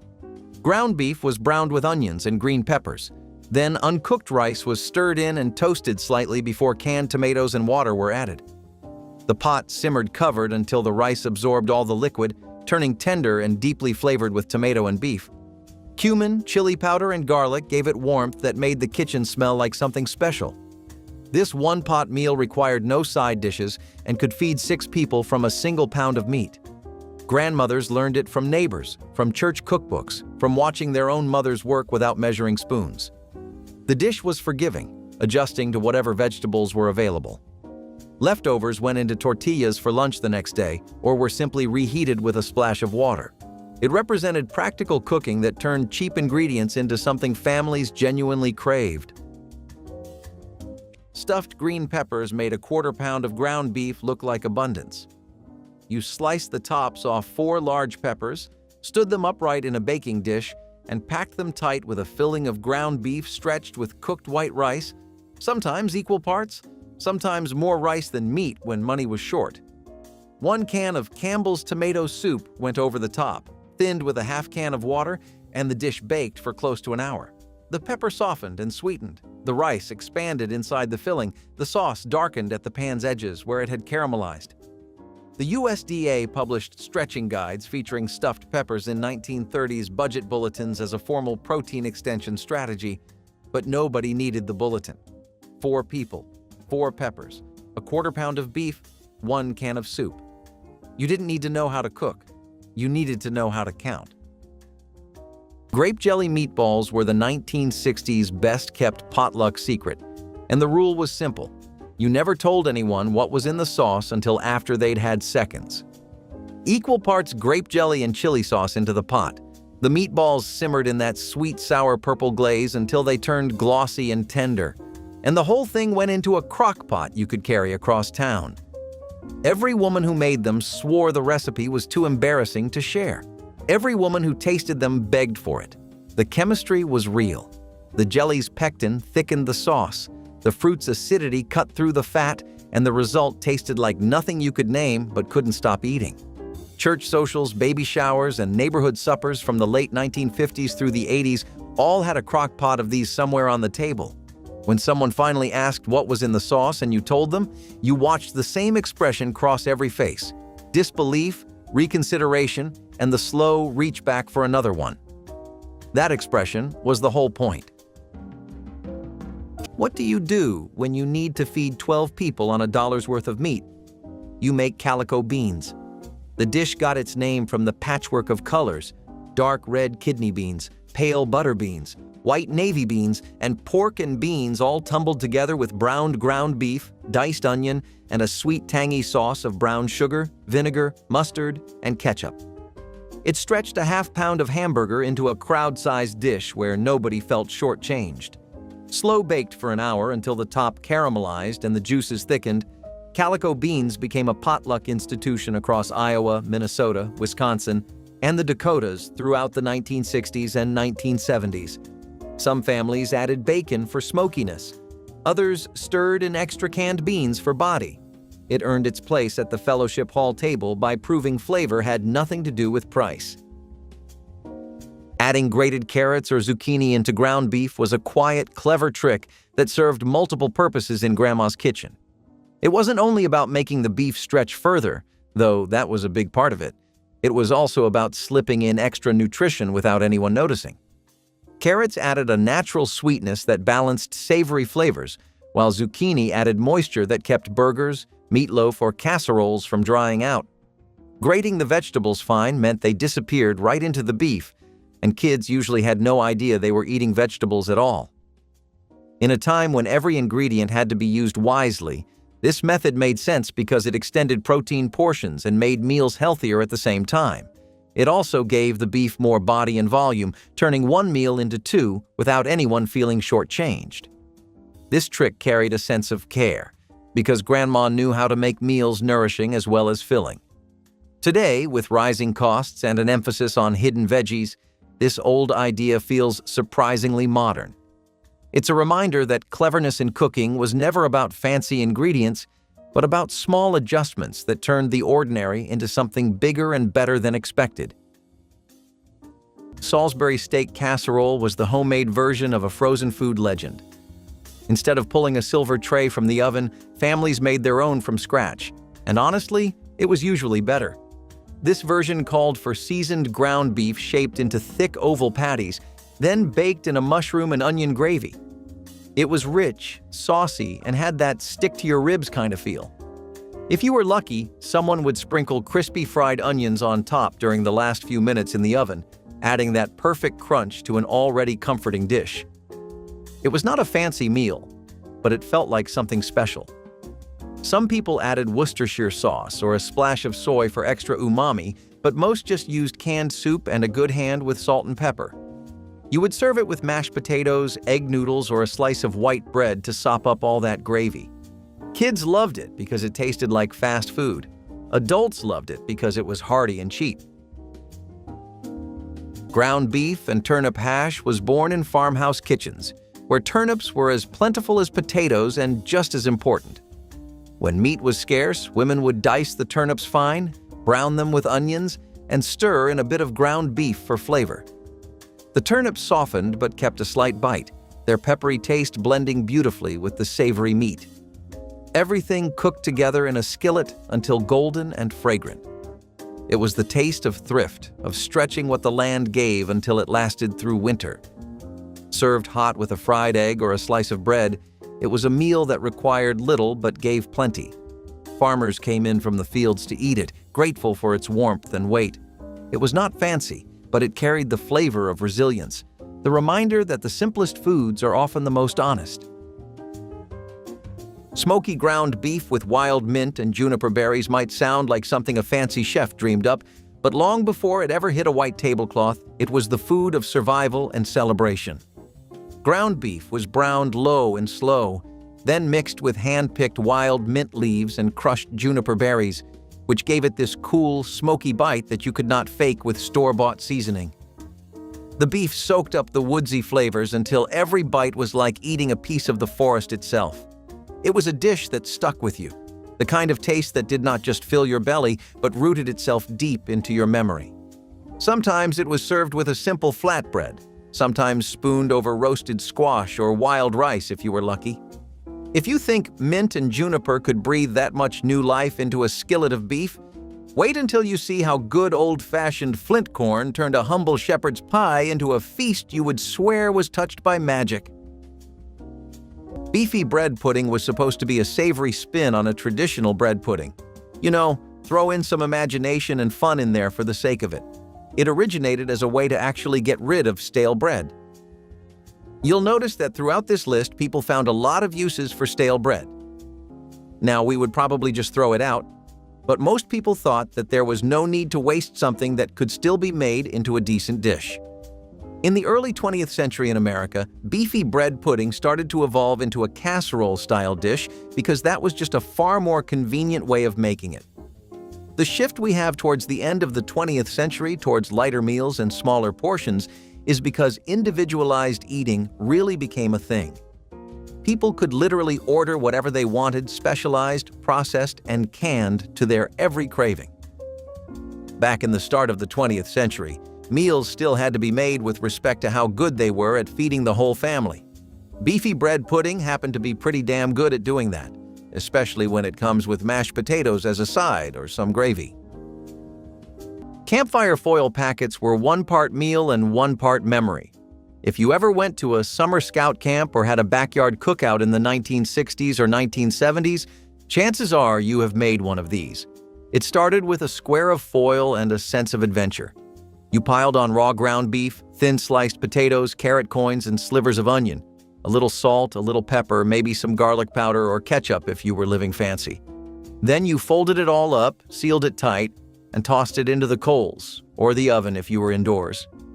What came out 20 or 30 minutes later was something far greater than the sum of its parts. Some families added Worcestershire sauce or a pat of butter before sealing it. Others just kept it simple. But either way, it was delicious. It was also fun. There was something magical about unwrapping your own little packet and digging in with a fork. But if you wanted your beef with a bit more spice and southern flair, the next dish brought jambalaya right into casserole territory. Hamburger vegetable soup was the pot that simmered on back burners across America whenever cold weather arrived. Ground beef was browned and crumbled, then added to large stock pots filled with whatever vegetables were available. Carrots, potatoes, celery, green beans, corn, cabbage. Canned tomatoes provided the base, while beef bouillon cubes added depth when homemade stock wasn't available. The soup simmered for hours, filling kitchens with steam and fragrance that drew families toward the stove. 1 pound of beef stretched across an enormous pot that fed the family for days, each reheating, making the soup taste better. Grandmothers made this when someone was sick, when money was tight, when comfort was needed more than anything else. The soup required no recipe, just instinct about what vegetables needed using and how much liquid to add. Children came home from school to find bowls waiting, crusty bread alongside for dunking. This was the soup that said everything would be all right. Grape jelly meatballs were the dish nobody admitted to loving until someone brought them to the church social, and the crock pot was empty before the potato salad was half gone. You browned ground beef meatballs, added them to a slow cooker with 1 jar of Concord grape jelly and 1 bottle of Heinz chili sauce, and let the combination do something it had no business doing, turning into a sticky, tangy, savory glaze that made no sense on paper and complete sense in your mouth. The rival crock pot launched in 1971, and by the mid-70s, the grape jelly meatball had colonized every church hall, every potluck, and every office Christmas party from coast to coast. You pretended not to know what was in them when people asked. You never told anyone about the jelly. You made a double batch and you told nobody. The secret died with the recipe card. Haystacks were invented in Iowa in the 1950s by Ella Mae Hartline, and the origin story makes complete sense the moment you hear it.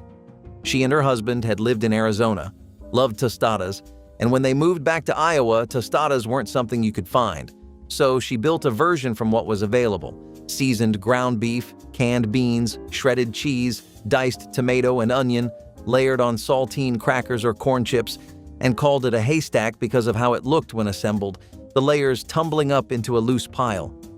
The dish spread through Iowa potlucks and church dinners with the speed of something that requires no skill, accepts any preference, and scales from 5 to 50 with equal ease. By the 1970s, it had developed regional variations: Hawaiian versions with chow mein noodles, church versions with Velveeta, cafeteria versions with whatever was in the pantry. But the base was always layers, ground beef, and the pleasure of building your own plate the way you wanted it. Nobody makes it anymore because nobody has the church supper to bring it to. Every small town in Iowa seemed to have its own version, but loose meat sandwiches trace their origin to Ye Old Tavern in Sioux City, where a cook put seasoned, crumbled ground beef on a soft bun in 1924. By 1926, the Maid-Rite chain in Muscatine had turned the concept into a franchise, and by the early 1970s, loose meat was as much a part of the Iowa landscape as cornfields and county fairs. The sandwich was deceptively simple. Ground beef browned and crumbled fine, simmered in a splash of broth with Worcestershire sauce, then spooned onto a hamburger bun with pickles, mustard, and raw onion. No sauce, no sloppy Joe sweetness, just the clean taste of well-seasoned beef. The texture was everything, loose and crumbly, falling from the bun with every bite, requiring 2 hands and a pile of napkins. At Maid-Rite locations across the Midwest, a loose meat sandwich cost around 50 cents in 1971, making it the working man's lunch that never pretended to be anything fancier than what it was. Doubling portions with cabbage was one of those clever ideas that made a little beef feel like a feast. By shredding cabbage thin and frying it right alongside the ground beef, Grandma turned 1 modest pound of meat into a skillet brimming with flavor and substance. The cabbage absorbed the drippings, carrying the richness of the beef into every bite, while adding bulk that made plates look generous and complete. What could have been a small meal suddenly became a dish that felt abundant, filling the house with the smell of comfort as it simmered away. This trick also worked quietly to add vegetables into family meals, making them more balanced without anyone noticing. For children, it was simply dinner, but for adults, it was a careful solution to tight budgets. The sizzling pan of beef and cabbage often became the centerpiece of the table, warm and steaming with pride. Even today, beef and cabbage together carry a sense of hominess, proving that resourcefulness was just as powerful as extravagance when it came to feeding a family well. Sloppy Joe pie was what you made when a sandwich was not quite enough. The sweet, tangy beef, made with ketchup, mustard, and maybe brown sugar, got spooned into a dish and topped with biscuit dough or pie crust. Then it baked until golden and bubbly. It smelled like school lunches and weekday nights. The filling was classic sloppy Joe, but the crust gave it shape. You could eat it with a fork. You could add cheese. Some families topped it with cornbread or mashed potatoes instead. It was a recipe that adapted to whatever was in the kitchen. What never changed was how satisfying it felt. 1 pan, 1 meal, 1 good reason to sit down and eat. It was often made after a sandwich dinner when the meat outlasted the buns. Sloppy Joe pie made the most of what was left and still gave you something to look forward to. It was humble, but proud, made for people who did not ask for much, just something warm and maybe a little sweet. Mock chop suey was America's humble imitation of faraway flavors. In small-town kitchens, especially across the Midwest, families used ground beef, cabbage, celery, and onions to create something exotic without straying from local ingredients.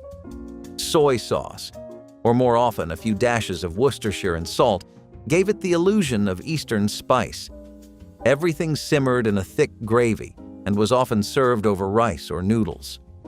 For many, it was their first taste of a world beyond their own, adapted to fit Depression-era budgets. It looked different, smelled foreign, and tasted comforting all at once. Kids loved it for its savoriness, adults for how it stretched meat across several meals. Though it began as imitation, mock chop suey became its own tradition, a dish that proved you did not need authenticity to find connection, just creativity and a good skillet. Vintage iron skillet beef and sunflower seed hash was the kind of meal that was built to last, just like the old cast iron pans it was cooked in. Ground beef was browned until crispy on the edges, tossed with diced potatoes, onions, and handfuls of roasted sunflower seeds that added a nutty crunch you never knew you needed. It was the breakfast that kept farmers going until sunset and made kids think twice before saying they were still hungry. Skillet hash like this was not just convenient, it was genius.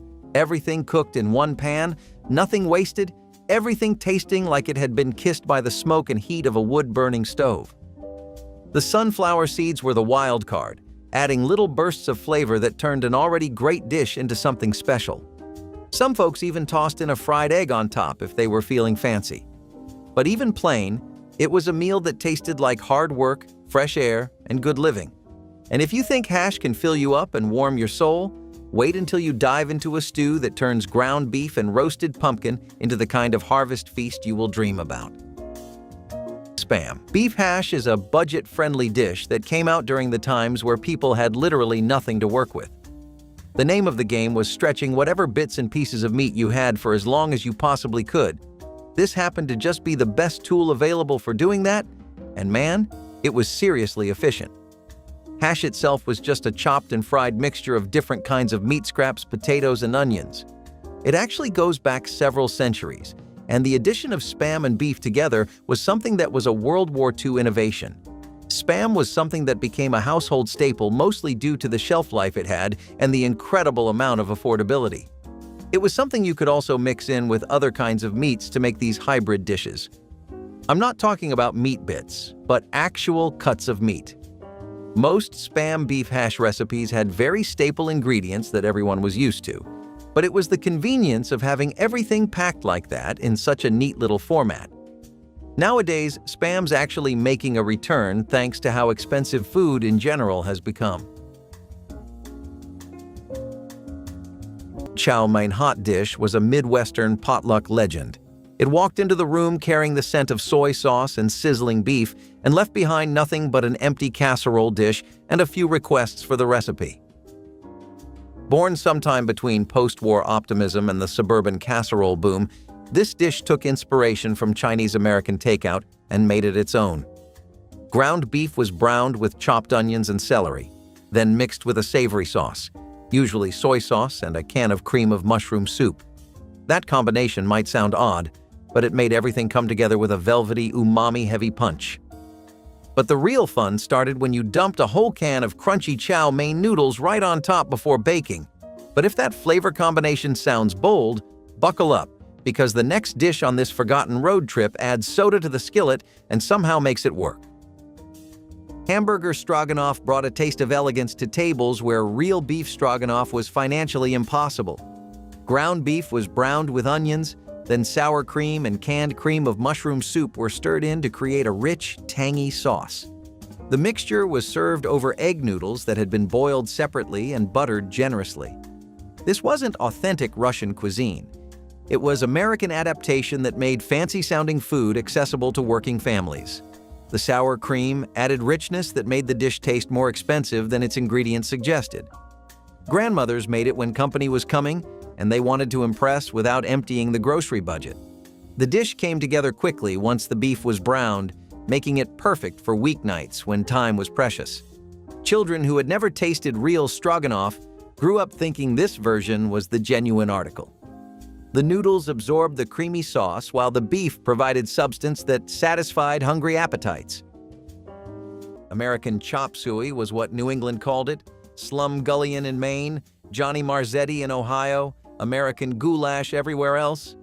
But whatever you called it, you recognized the smell the moment the onion hit the pan.